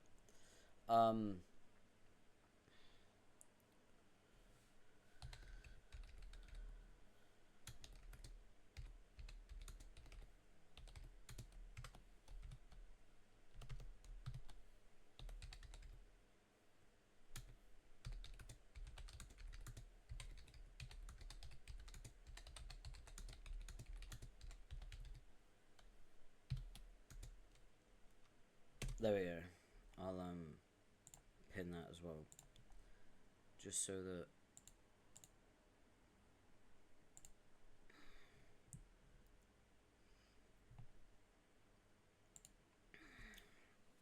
they're genuinely peak. 2.0 then 1.0. Wouldn't it be 1.0 then 2.0?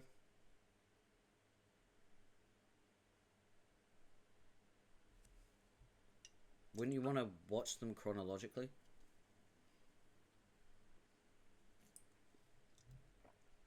No?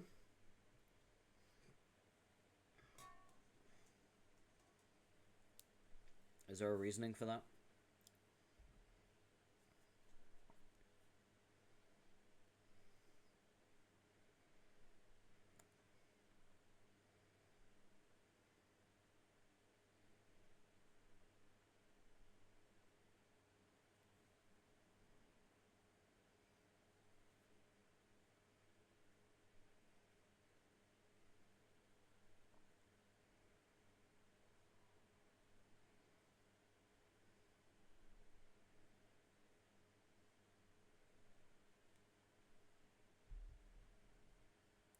One point oh, while having only in-game footage, feels way more vibe space. 2.0 goes over more features.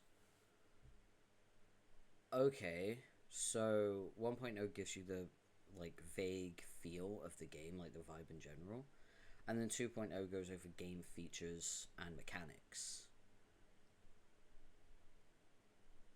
I'd still want to watch the 1.0 first. 2.0 is a better hook. Yeah, but 1.0 gives you a vibe. It like... Alright, let's do it. Yeah, I'd much rather watch the 1.0 first. I mean, there's a reason why they release it first.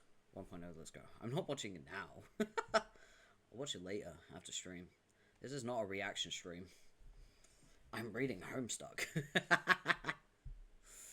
I want to finish Homestuck this month. I'd like to, at least. Probably not gonna happen, but I can fucking hope. Too bad? What do you mean, too bad? Did you think I was just gonna drop everything and suddenly watch a reaction? I said earlier I'd watch it after stream. At least I think I did. Pretty sure I did. Like, I'll check it out after stream. I kid. Oh, right, okay. Yeah, I'm gonna need tone indicators. I'm too autistic for shit like that. Alright. Okay. Let's continue. Now that I've got my pinned message. Well, I guess I always had better things to do.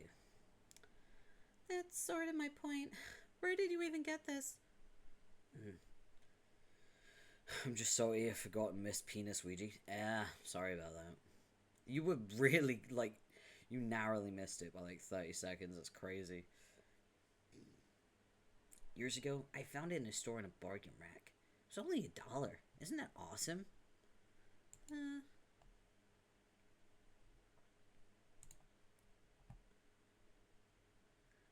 don't really think this is my kind of game. But I will play it with you today because it's technically your birthday. Yes! You won't be disappointed. How many people did you get to play this? I don't know. I only showed it to a few people, but I guess hundreds are playing it now. Nobody's very good at it, though.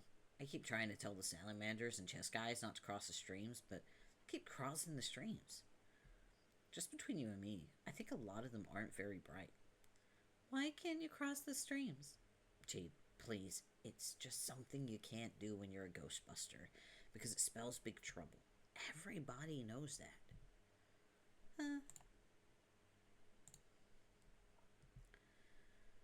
You should hurry up and make a character already, so we can get started. I'm working on it. There's so many options. What kind of Ghostbuster should I make? Just any old Ghostbuster, as long as he looks awesome and like he means business. I'll begin organizing our squad. What do you have to do? Well, first we need to buy an old abandoned fire station to use as headquarters. Luckily, half the city is composed of abandoned fire stations that are for sale. This game is actually really stupid in a lot of ways now that I think about it. No! Hey, shut up. I take it back. That's great in every way. Sure, John. Whatever you say. Okay, now I have to find us a mission. Gotta hire a sassy secretary. Just have to peruse this extensive palette of sarcastic red-headed ladies. Okay, here's a good one. Then we wait for a phone call. This can take anywhere from 10 seconds to several hours. Are you serious? But that's fine. There's lots to do in the station to kill time. Like talk to Slimer and get slimed by Slimer. Okay, that's pretty much all there is to do. What about the fire pole there? Can you go down the fire pole? The fire pole is strictly decorative. Are you almost finished making your character? Yeah, I think I'm done. Pretty happy with him.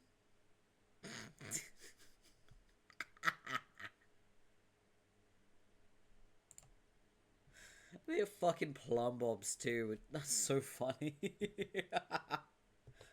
Wait, can I... Guys, I'm in the game too.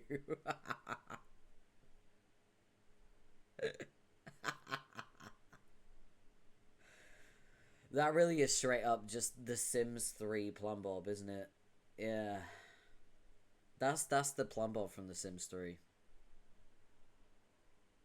The one on top of my head is The Sims 4. But like, damn. That's funny.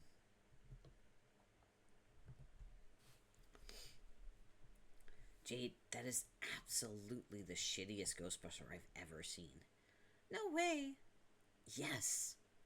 It is so yes-way. He's adorable. What are you even talking about? Jade, I thought you were going to take this game seriously. That is not a serious Ghostbuster. No ghost could possibly fear that thing. I don't want ghosts to be afraid of him. I want to make friends with some ghosts if at all possible.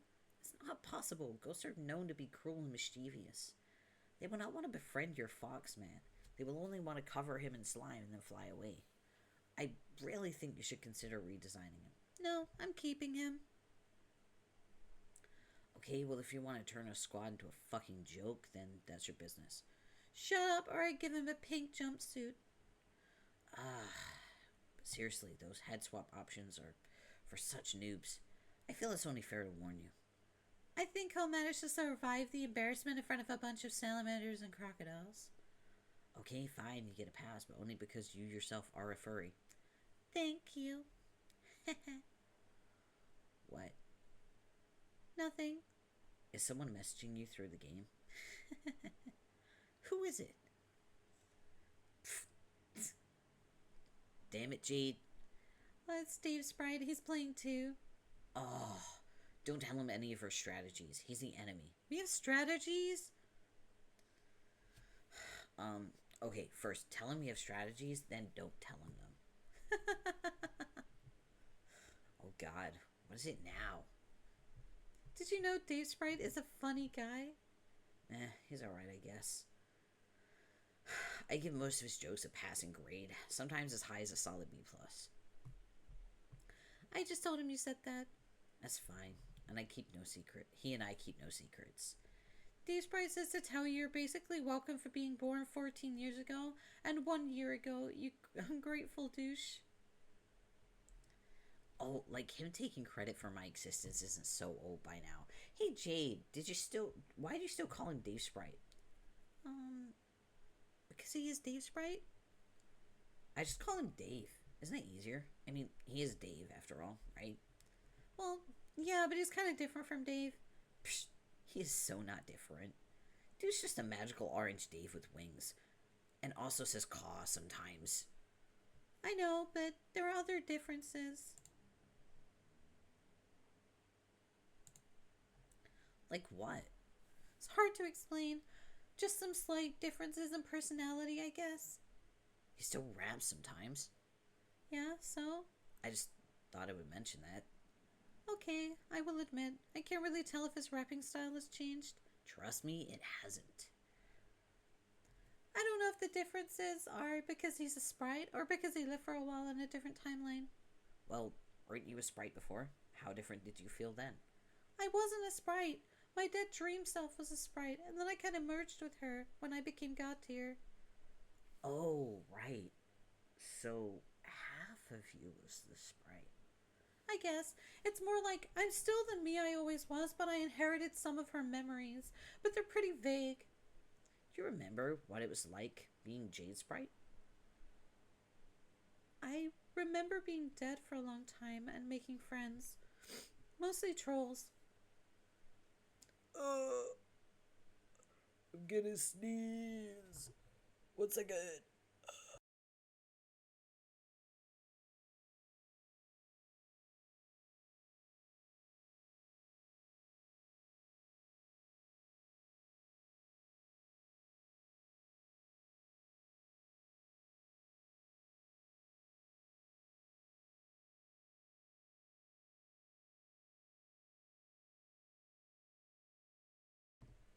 Oh, it's just typical, isn't it? I haven't sneezed in like 2 days. I start streaming, and then suddenly, my entire, like, fucking sinuses, like, yo, remember those allergies that you have?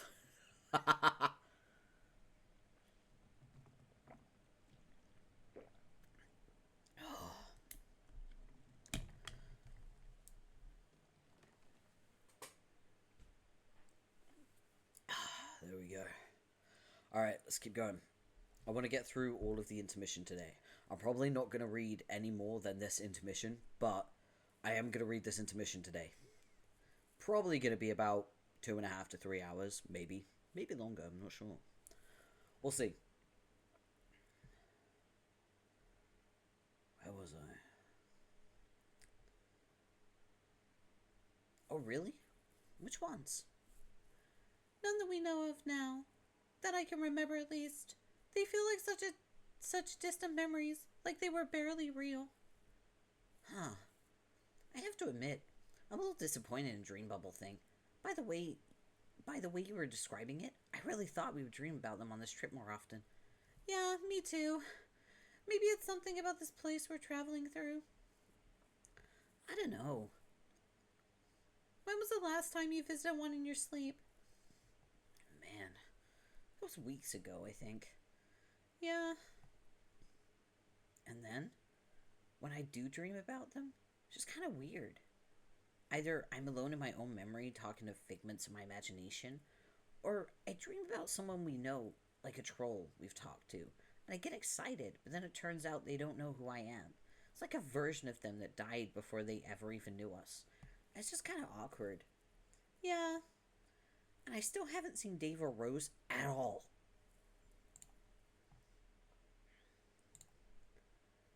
Have you? No. Yeah, I'm starting to think it's not gonna happen. I wonder if we're just not sleeping at the same times. I don't think that's it. For one thing, considering where we are, I don't think there's such thing as the same time for us. That's true. Do you think the afterlife is just fucking with us, Jade? Maybe. But it's probably more like the way it used to be with the clouds in Skya. They didn't always show you the things. They didn't always show you things, but when they did, they were selective about what they would let you see. Like, they would make sure you saw whatever you needed to see to make sure things would go the right way. I always thought I knew so much, but in retrospect, they only gave me a tiny glimpse of the big picture. That is so infuriating. I guess. Never felt that way when all I was doing was looking up at some clouds. I was happy to see whatever was there, but I guess it's different in a situation like this. When you miss your friends and you kind of wish the dream bubbles would play along. Yeah, oh well. I guess it's only 2 more years. I'm gonna sneeze again. Hold on.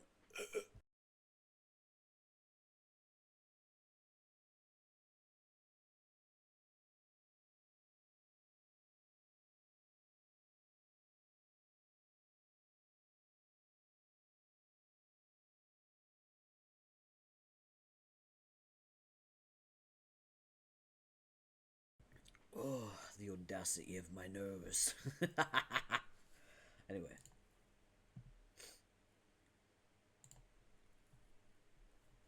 What do you think they'll be like by then? Do you think Carcat will have driven them all insane? Probably. Or maybe they'll be better friends with each other than they are with us. Well, look at it this way. By the end of our trip, will you be better friends with a bunch of salamanders than you are with Rose and Dave? I don't know, there are some pretty charming salamanders on the ship. That is true. But you know what I mean? Things have a way of changing. Like, have you thought at all about what it's going to be like when you see Dave again? I mean, after the way things are going with you and Dave Sprite? What do you mean the way things are going? Jade, please. What? Sigh. You're not fooling anyone with your coy shenanigans.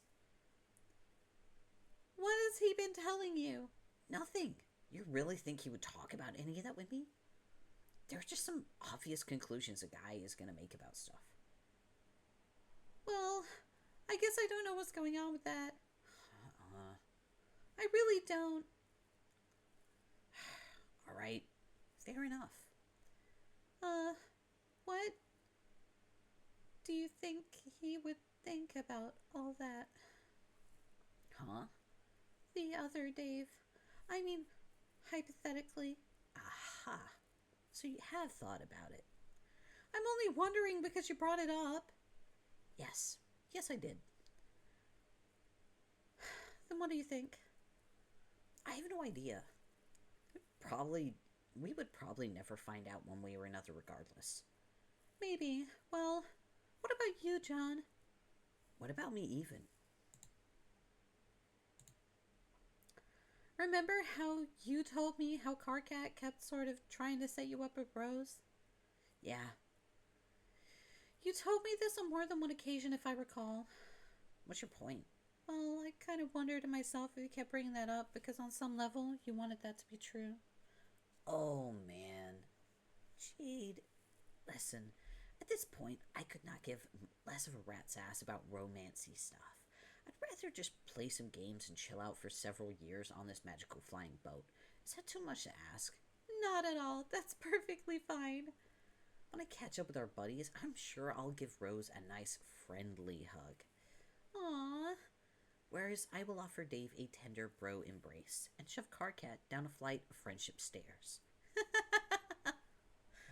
But that's it. It's all very complicated and bothersome, Jade. What? You know, matters of the heart. Okay, you may laugh at my choice of words, but it is true. It's really befuddling and distracting when you're on a major quest to make universes out of frogs. Who even needs it? I guess you have a point. Like, You remember that troll girl who was sort of into me? Uh-huh. Well, okay. That seemed like a pretty big deal at the time. It really seemed like she liked me. But also, she was probably insane. Like, I mean, in a trollish, murderous kind of way. Yikes. But craziness notwithstanding, I didn't really know what to think. I guess I thought she was cool at the time. I was honestly kind of flummoxed about it. But the point is, when all was said and done, that was just some stuff that happened over one day, which was a whole year ago already. Barely even remember what we talked about. By the time we meet up, she probably won't give shit about me at all. Which, let's face it, is probably for the best. I think we make things more meaningful in our head when they're happening than they really are. Like, realistically. There are probably a lot of things that went on that day that didn't mean that much. Like, remember how you said you thought Cardcat was getting this silly, angry crush on you? That was just my hunch. Yeah. I mean, do you really think after 3 years, he's still gonna have the rage hots for you? I sincerely doubt it. At least I hope not. I don't think he is even that crazy. Anyway, my point is, who even cares about all that? Romance and dating are dumb and boring. We're legendary heroes, and we have bigger fish to fry. Like that smug fat ass over there on the horizon. He sure looks pleased with himself. Just look at him. He thinks he is the undisputed king of that mountain or something. That is so outrageous. Follow me so we can seize the high ground against this hideous ocean-dwelling marshmallow man and steal all of his treasure. After you. Ahem. Jaspers, holy shit, another cake? But there's still all these others we haven't touched. Anna's really baking up a storm today. Meow. Jaspers, whoa. What are you doing? Meow, meow, meow, meow, meow, meow, meow.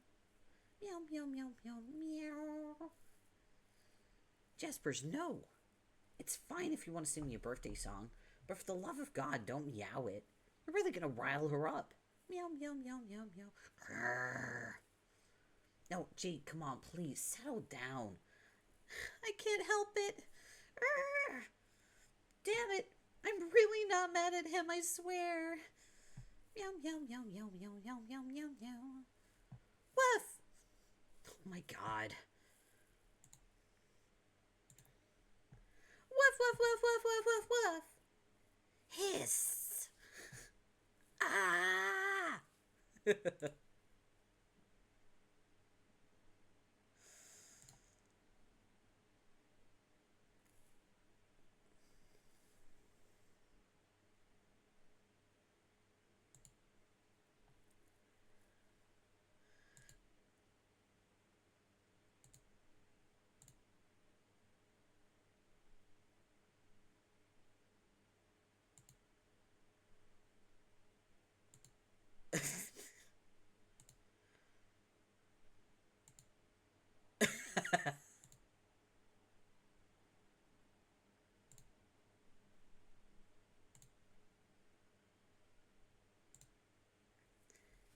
Hey, you.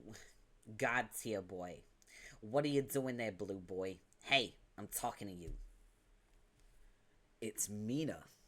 We are given her name immediately. Mina is Fefri's ancestor. Yeah, you, the dork in the pajamas. Okay, the other dork in the pajamas. We all pajama party up in here today. Hi. Which troll are you? Which troll am I?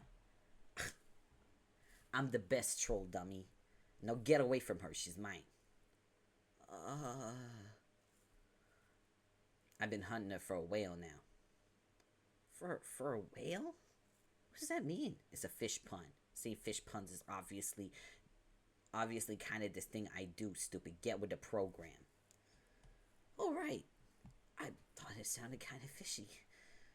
Ah, that's a good one. Not. Now beat it. You must be the sea troll. I heard about you, but I'm pretty sure we never talked. Have you by any chance seen Vriska around? Or Carcat? Who the fuck are they?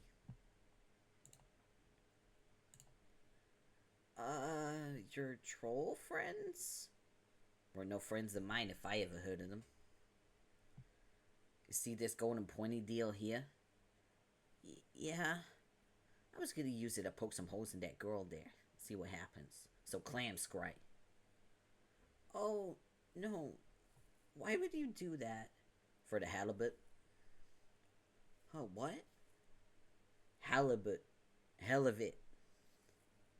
Okay, that one was now awesome. I thought I told you to clam scry. I'm not sure what clam scry means either. You mean go away? Holy mother glubbin' mackerel. You're a fucking idiot.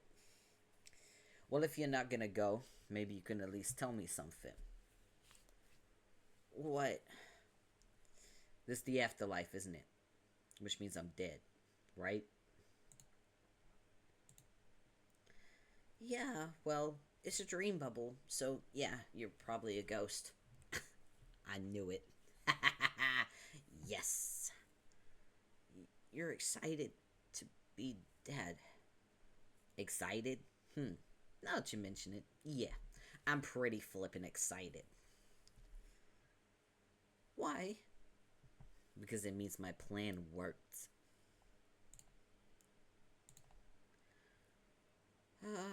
What plan? Why would I tell a hornless dork like you something like that? I don't know, just curious about your spooky ghost plan is all.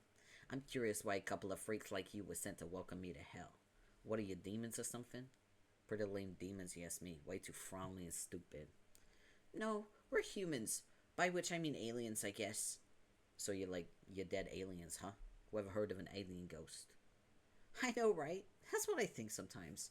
It's a strange combination of sci-fi things, like alien stuff is all about science, right? At least, it is in movies. Aliens love science. But then, ghosts have nothing to do with science. They belong to the supernatural realms, which have more to do with religion, I guess. Or about a lot of hocus pocus and superstition. Maybe even magics. Science rarely enters the equation. Unless it's something awesome like Ghostbusters, which makes ghosts and stuff all about science. Even though the ghost science is obviously a bunch of total nonsense, I guess Contact mixes aliens and ghosts because Jodie Foster saw her ghost dad in outer space. But then, that was probably just science projection from an alien to make her feel less sad about her dead dad, and not a real ghost or anything. I guess the lesson is that science and aliens teach us that ghosts and religion are fake. Although, it turns out ghosts and aliens are actually real, so maybe the science and religion have been lying to us all along. Shrug. Nerd. Yeah, sorry. So the girl, she like your mate spread or whatever? What? No, I don't even know her. I kinda thought you knew who she was. I don't know who she is, but I know what she is. She's done. Huh? Ever do any little bacon nerd? Ever do any bacon nerd? Yeah, a little. Then you know exactly what you mean with something that's done. You stick a fork in it. See? No! Better think fast, suckerfish. Snoozing mystery girl, look out!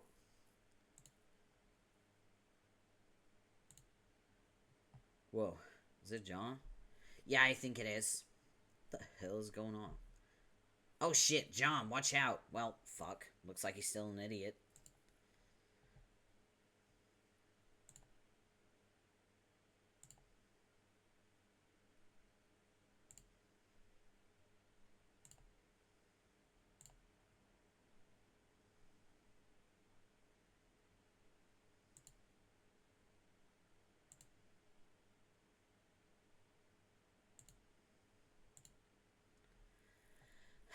Ha ha ha ha ha. Ah ha ha ha. Man, fuck this. Yay, she's back. It's a real pain in the ass typing out long, victorious laughs with only one hand, you know? Gotta have to patch this thing up somehow. Maybe I'll pay a visit to my neighbor a little later. Getting my arm fixed nearly ought to be worth enduring the stench. Oh, yeah. Sick burn from out of nowhere. Take that, Zahak. Neighbor. I can't believe I only thought of that now. I bet he'll get a kick out of that. I bet you even more. He won't laugh, though. What a boring piece of shit. I know you would think it's funny, though. Right, Terezi? Man, I'm sure am glad this little feud of ours is basically over. We're totally even. Now we can just go back to being friends, and things will be great. You won't believe this, but it only occurred to me now that you won't even be able to read this. Even if you do somehow manage to stumble back to your hive, you're blind now. Whoops. It would be a real shame if we couldn't bury the hatchet and be great friends again because of a stupid bullshit reason like that. Oh, I know. Maybe I'll mind jack some random chump and send him to your hive so he can read my messages to you out loud. What a perfect solution. He can be your assisted living slave. I would have had the perfect candidate all lined up, but he recently lost the use of his legs, unfortunately. Oh well, I'll just roll with the punches like I always do and find someone else. Just say the word, and I'll make him do whatever you want. Read my awesome notes to you, hang some more plush dragons from your tree, pre-chew your food. Well, maybe not pre-chew it, since I didn't exactly knock your teeth out, did I? Maybe more like pre-look at your food to make sure there are bugs in it. See, isn't it great when we're helping each other out instead of maiming each other repeatedly? This is how it should be between Scourge sisters. All the maimings and backstabbings should be saved for the friends and foes who get in our way, don't you think? Hey, what do you want to do for our next campaign, by the way? We can take the next one easy. I'll try to think of something better suited to your new disability.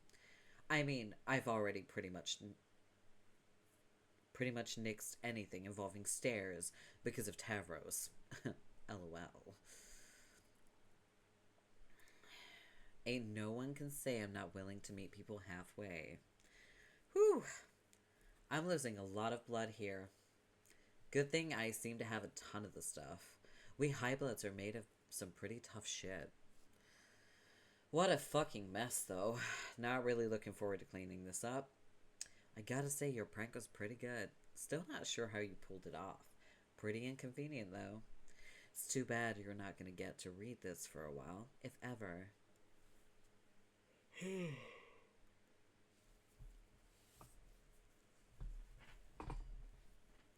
Where the fuck was I?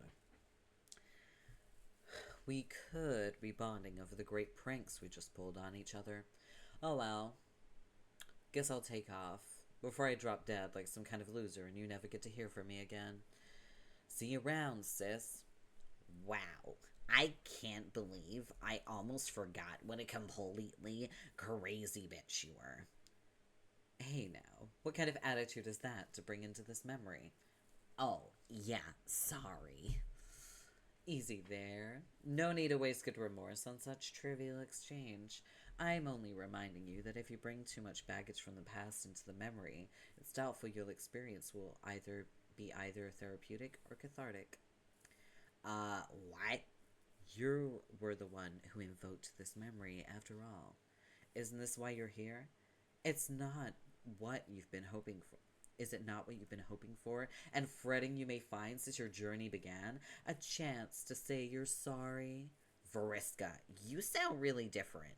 What happened to you out here? Sorry for the ruse. Wait. Sorry for the ruse. Though it isn't as far from the truth as it possibly could be. I'm not who you think I am. I, of course, needed to visit you through a memory, and interestingly, this is the one you gave me. No ill will or upsetting hijinks were intended. Who are you? Arania. Okay, and? And I am your friend's ancestor. In fact, I'm yours too, in a way. Really? Yes, though not quite how you're picturing. She had an ancestor whom she was aware of, and technically, that is who I am. That is to say, she is who I would have become on your world had I arrived in her place. Alas, I did not. She was a figure in your history who preceded you by thousands of solar sweeps, whereas I preceded your civilization by billions. I don't get it. That's okay. There's plenty of time to sort it all out. I've been keeping an eye on you all for a while. Your whole planet, actually.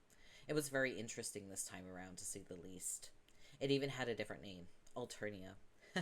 How heavy-handed can you get? The man responsible was a bit of a wise guy. He rewrote everything.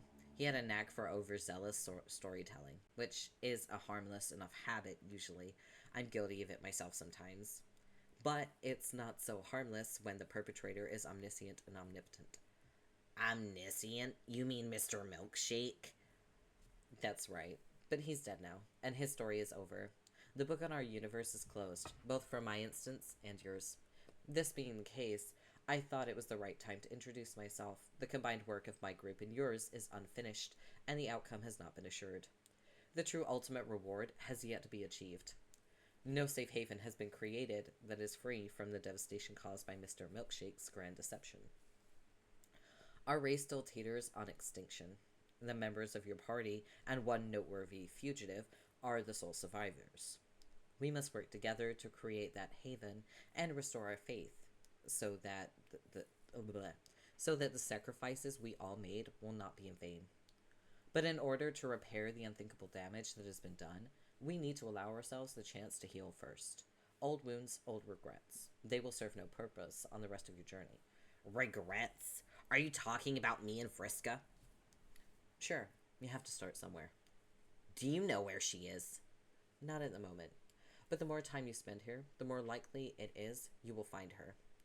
Whomever you're looking for. On the other hand, if it is the unknowable will of the gods, you may dance around each other indefinitely as you pass through this space. It's hard to say. Oh, okay then. I'm not sure whether to be relieved or frustrated by that.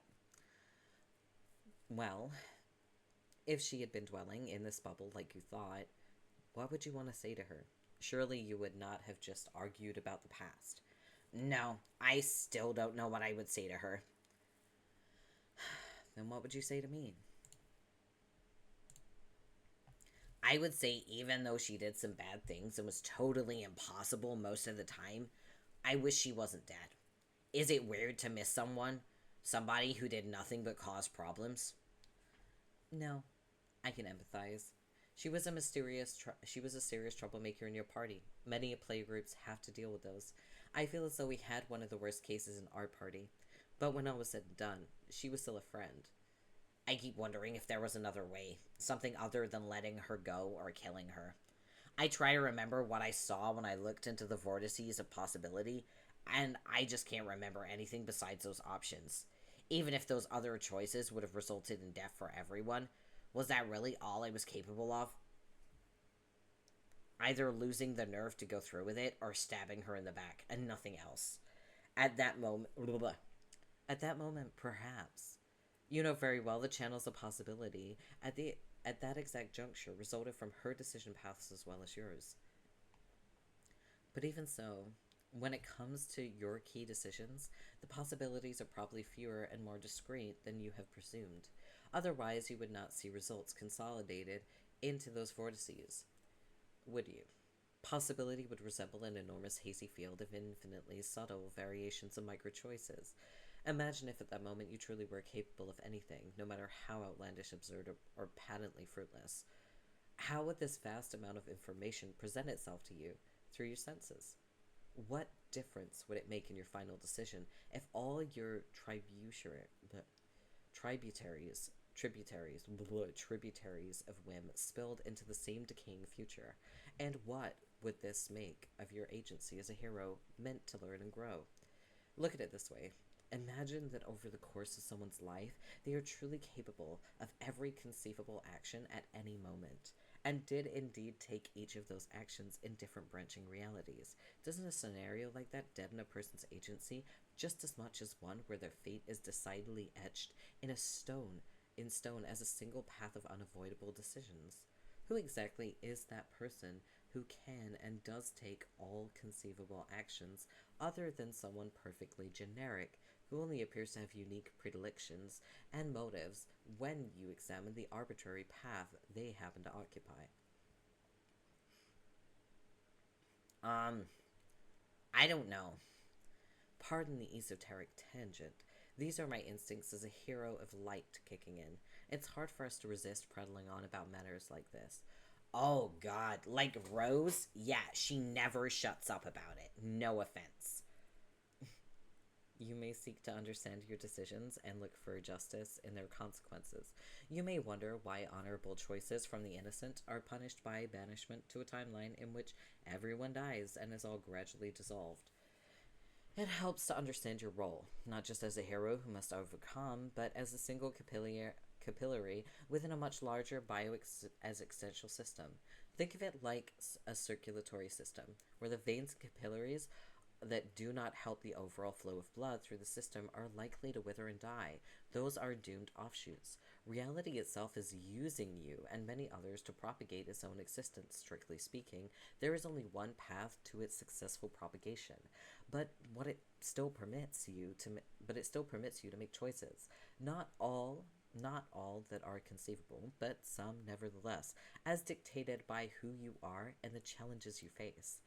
And you are free to make key decisions however you like, as long as you understand that some of these paths, unfairly or not, will lead to oblivion, because those choices do not contribute constructively to the perpetuation of all existence, including your own. Such is the burden assumed by anyone who plays this game. Oh my god, I forgot how much she talked. Yeah, I guess I understood some of that. But never quite put it all together that way. I don't think I was a great seer of mind. Well, you aren't finished being one, are you? Meh. I don't think of myself that way anymore. I used to feel like some pretty hot shit. Directing battle traffic against the king and all flipping coins in people's faces and stuff. It seems silly now. I don't think I ever knew what I was doing. When I confronted her and it was time to make up my mind, I thought I had it all figured out. Like this was what I had to do. Not just to save everybody, but as some stupid rite of passage or something. Then it came time to do it, and it was all happening so fast. And I forced my own hand. I could either let everyone die in one reality or kill a friend in another. And I tell myself those were the only two vortices I saw. But then, I was the one who made the series of decisions which led up to that choice, and completely painted the options into that corner. Anyway, I just wish I could tell her that. Which one would you tell it to? Huh? The one who fought with Noir, or the one who didn't? Oh, I mean, I guess either. But I was thinking more about the one whose death I'm actually responsible for. Ah, well, this could either be my experience as an ancient ghost talking, or the perspective I'm naturally given to as a light player. But aren't you equally responsible for both? I guess. I can see why you would feel more responsibility for one than the other. My perspective is informed by my class and aspect. It was to my advantage as a healer to see things a little differently, to find equanimity across many different outcomes. Oh. There's more to the realization of our roles than gaining flashy powers, and there's more to healing than repairing battle damage.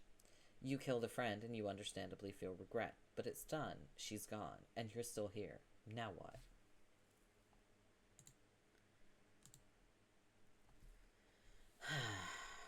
could look for absolution through rationalization. Everyone would have died if you didn't take action, so why trouble yourself with guilty emotion? But there's no real healing power in believing that, and I don't think it's what you wanted to tell yourself anyway, is it? Not really. Or what about through renunciation of responsibility? If you were just a tool used by reality to perpetuate itself, where's the blame? But that would be another empty idea that has no power to heal. I need a little sippy. I need to drink. I also think we're getting closer to a Flash game, the really long one I mentioned.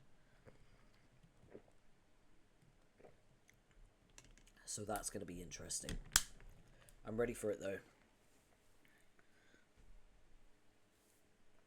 Alright. Let's keep reading. Yeah, I tried rationalizing stuff that way. Doesn't really help. You've been led to believe such acts of violence are natural for your kind, and that if you're upset by the consequences, then something is wrong with you. But it isn't as natural as you might think. That conditioning was part of Milkshake's long con. Violence was respected and celebrated on your world, but remorse was rarely felt, and pain could never heal due to such empty justifications. We died out a wounded race, and you're all that's left. The process of healing first involves sifting through what it isn't, which happens to be almost everything your troubled mind has to offer. Then what do I do? What's the answer? There isn't one. It takes time, and is only accelerated by looking at things honestly. This is what I did as a sylph of light. Sylphs represent. Woo! Let's go! Sylphs represent. Sylphs represent. Yeah. Oh man. We love sylphs. Wait. What the fuck? There we go. Helped people see things. I could even perform the feat literally if you wanted. Whoa, what? It's up to you, of course.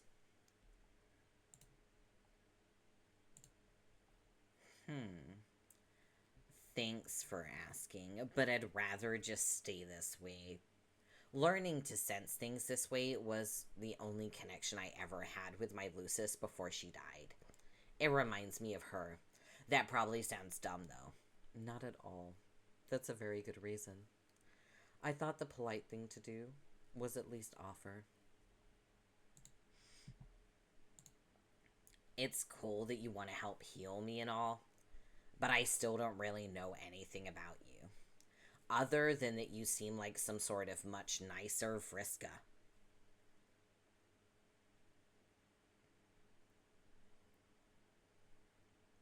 Yeah.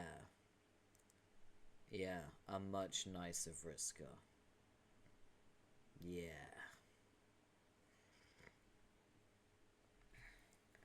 Where were you from again? Alternia before Vanilla Milkshake named it that? Yeah. But in a different universe instance. I often referred to as A1. The shorthand helps avoid confusion, trust me. My group of 12 played the game, but failed. It overwhelmed us. A lot went wrong. The Reckoning destroyed our battlefield well before we had any hope of winning. I sought advice from Echidna, and she told me how to scratch the session, to give us another chance. But the choice to do so came with accepting the annihilation of our existing forms. In the new instance, we would lead completely different lives, with no memory of what happened. So we did, and created A2. Your instance, your world, and your game in which we were all inexplicably created in the first place. As I said, this time round, the world was interesting. That's when trolls became terrible? Not all of you. Some had lessons from the old world to teach others, but few ever heard them. So in your time, everyone was as nice as you? Not exactly, but life was pretty mild and uneventful. I'm not even sure if I was especially nice by our standards. Mostly kind of boring. Nobody from my party liked me a whole lot. I think I talked too much and had a habit of bringing conversations back around myself. Not that it matters anymore, but it was not the best way to make friends. You really are like a nice Vriska. I don't know. I was friends with her and she did almost nothing but talk about herself. I'm pretty sure you and I would have been good friends too. Thanks. It goes to show just because your race is peaceful doesn't mean you don't have problems. I used to fantasize about being someone really outgoing and dramatic. Someone who had the confidence to do whatever she wanted. Like, go on the most outrageous adventures without caring what anyone thought about her. Like someone from a book, you know? Yes, I used to think about that a lot too. Turned out I actually got what I wanted after the reset. Unfortunately, it came along with our people's enslavement and near extinction. Not that I really got to live as her, exactly, but at least I got a chance to follow her life, and it was a very long life.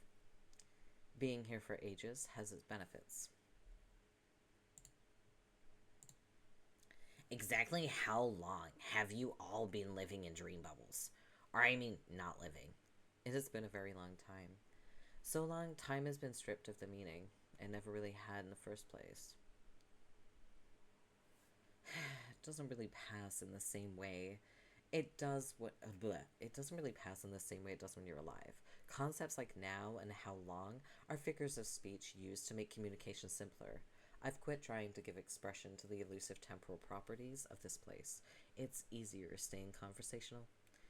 But I will say that being here for so long tends to lends itself to a certain detachment from what you see.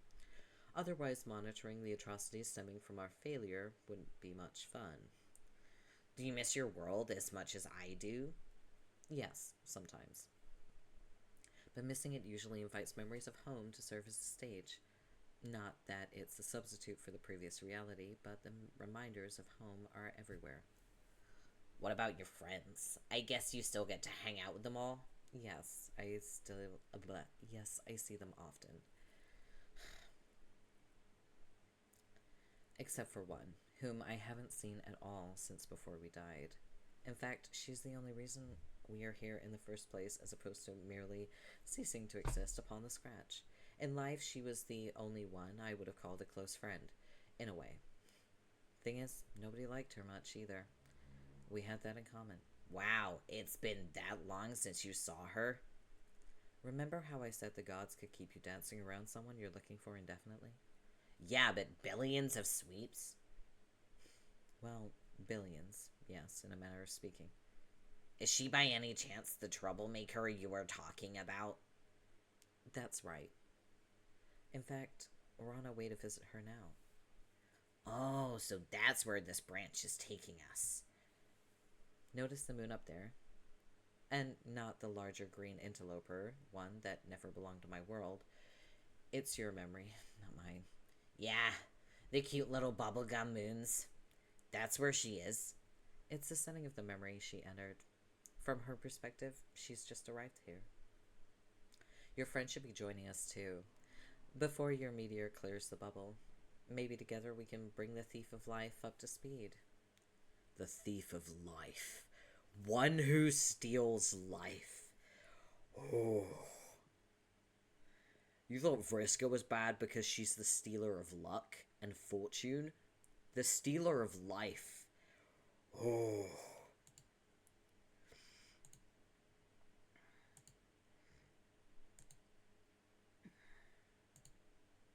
Oh boy, here we go. They're still fighting. They've been fighting for an entire year. I wish I was joking when I said that. They have been fighting for an entire year.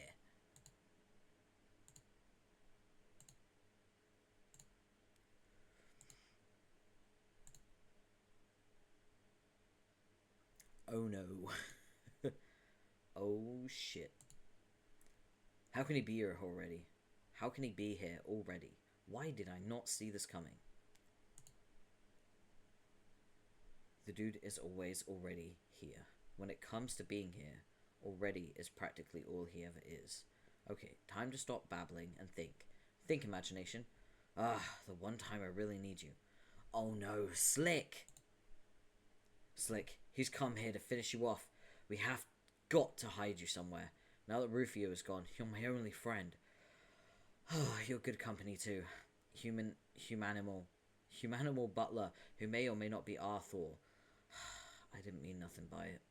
What's that, Slick? Oh yeah, Miss Paint too, of course. That's a little different. Hey, what do you mean? So what's her story? Is she available? No, she's not available. And just what do you mean by that? No, she will not be available soon either. Hey, get back in bed. I'm trying to save your ass here. Go ahead, stab what you want. Like your stupid curmudgeonly shankings aren't so totally played out already. Shh. Oh my god, the footsteps. That horrible peg leg on my hardwood floors. He's coming. There's no time to lose. We gotta get you out of here. Huh?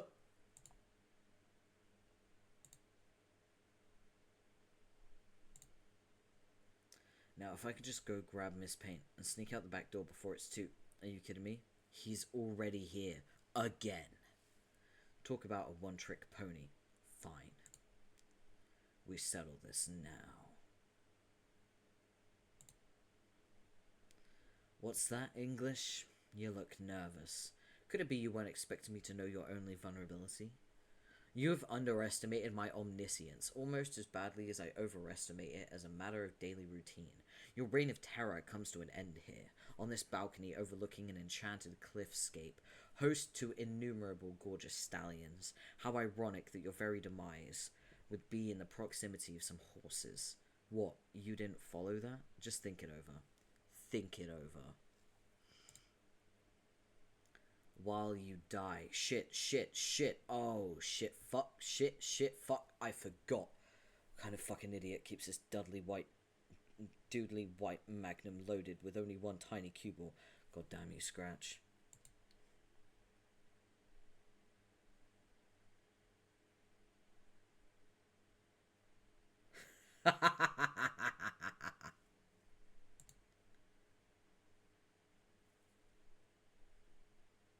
So his cane can transform into what looks to be an AK. Is it an AK or is it an M16? Is it an AK-47? It's got a scope. It's an automatic rifle at the very least.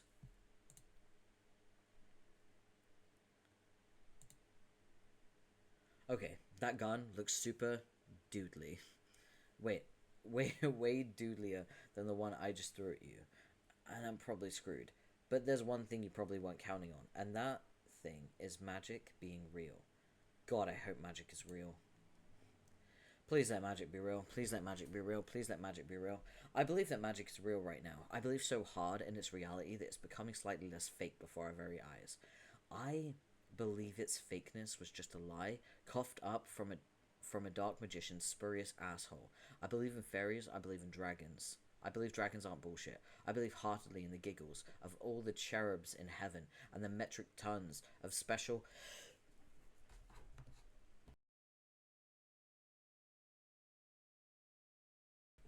Oh, I barely saved that sneeze. Oh, I sneezed all over my hand, but it was worth it. Let me just do a quick cleanup. I need to clean my hand with my wipes.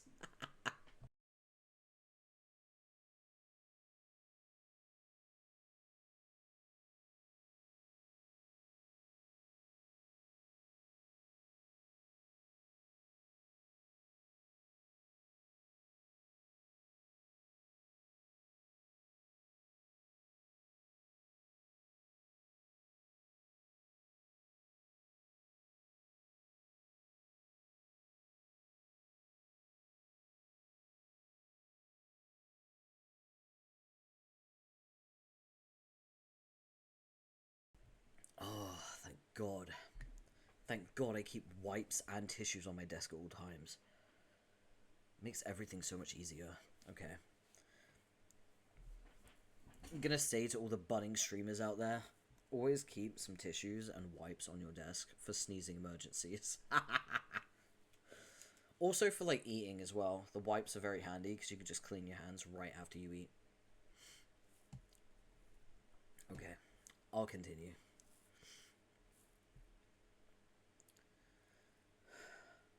And the metric tons of special stardust they consume each day to fuel their laughter. I believe with the conviction of a million frothing zealots, in the combined pranks of a million leprechauns strong, and in the tiny erections they get from playing them. But most of all, I believe in you, Rufio. I believe in you.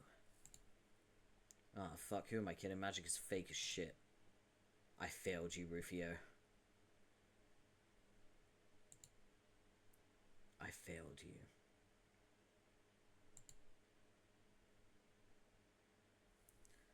So Lord English just killed the author of the story.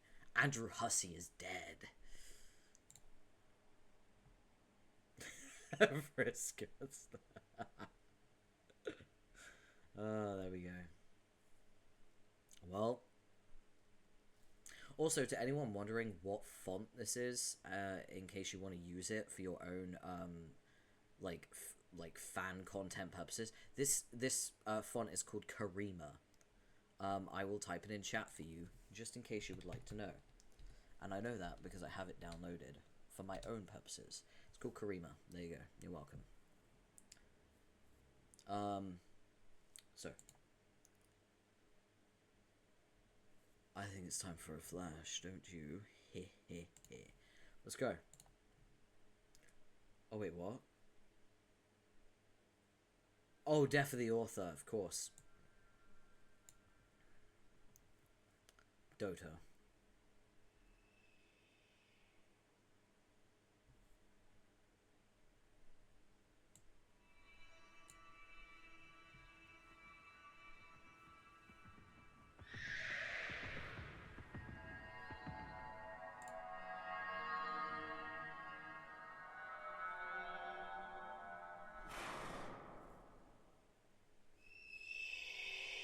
Fucking horses. God damn.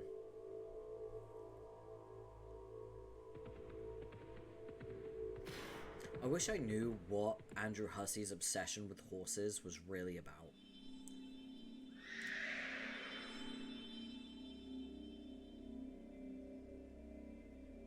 So this is Dead Vriska.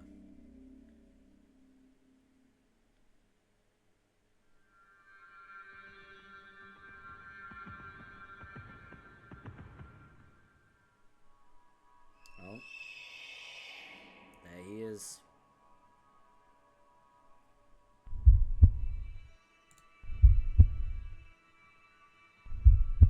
Will you marry me? Okay. So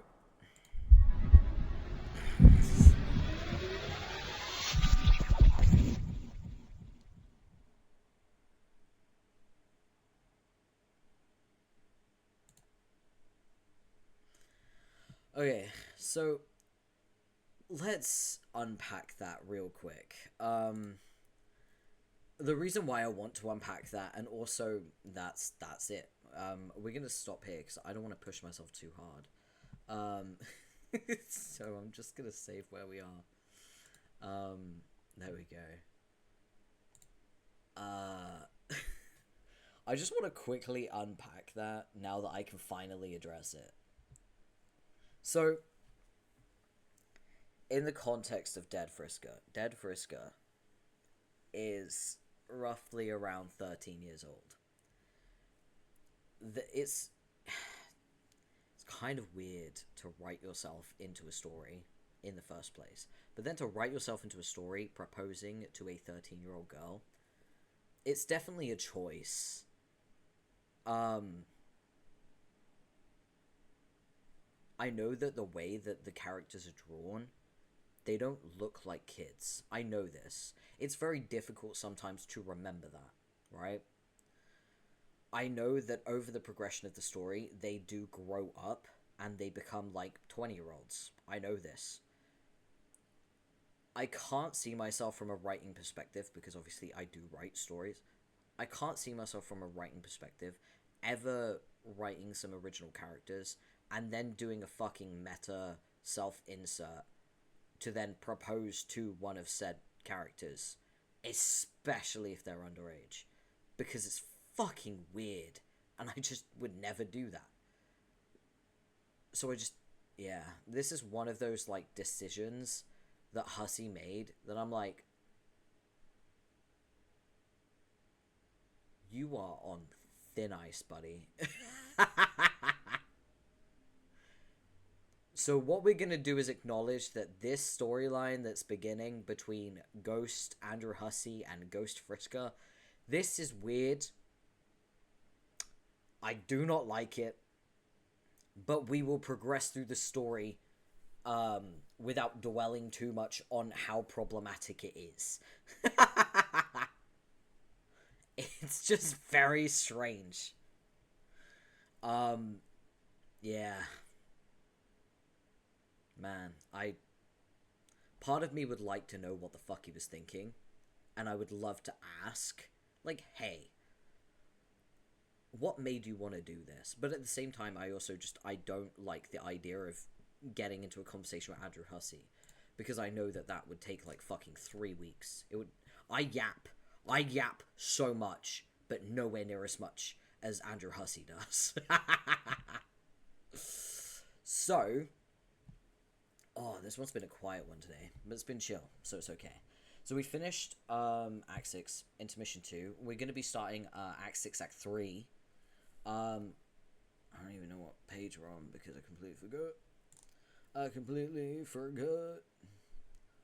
Hold on, let me get it up. What page are we on? 4,816. So we are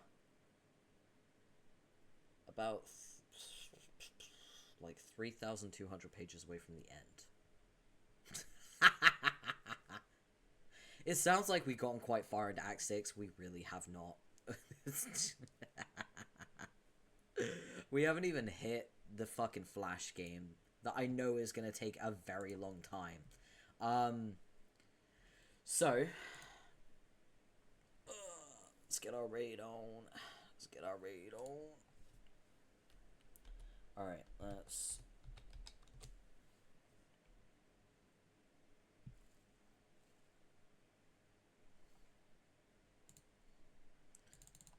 copy and paste the raid message, just to make sure we have it.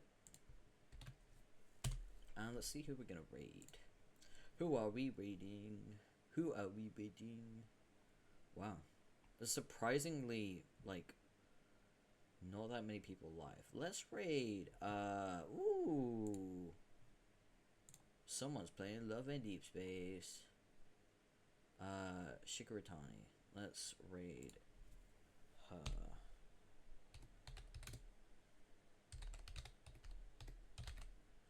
There we go. Alright. As usual, you go into someone else's chat, be respectful, read the rules, and as always, have a good day. Take care of yourself, stay hydrated, and I will see you next time. Bye-bye!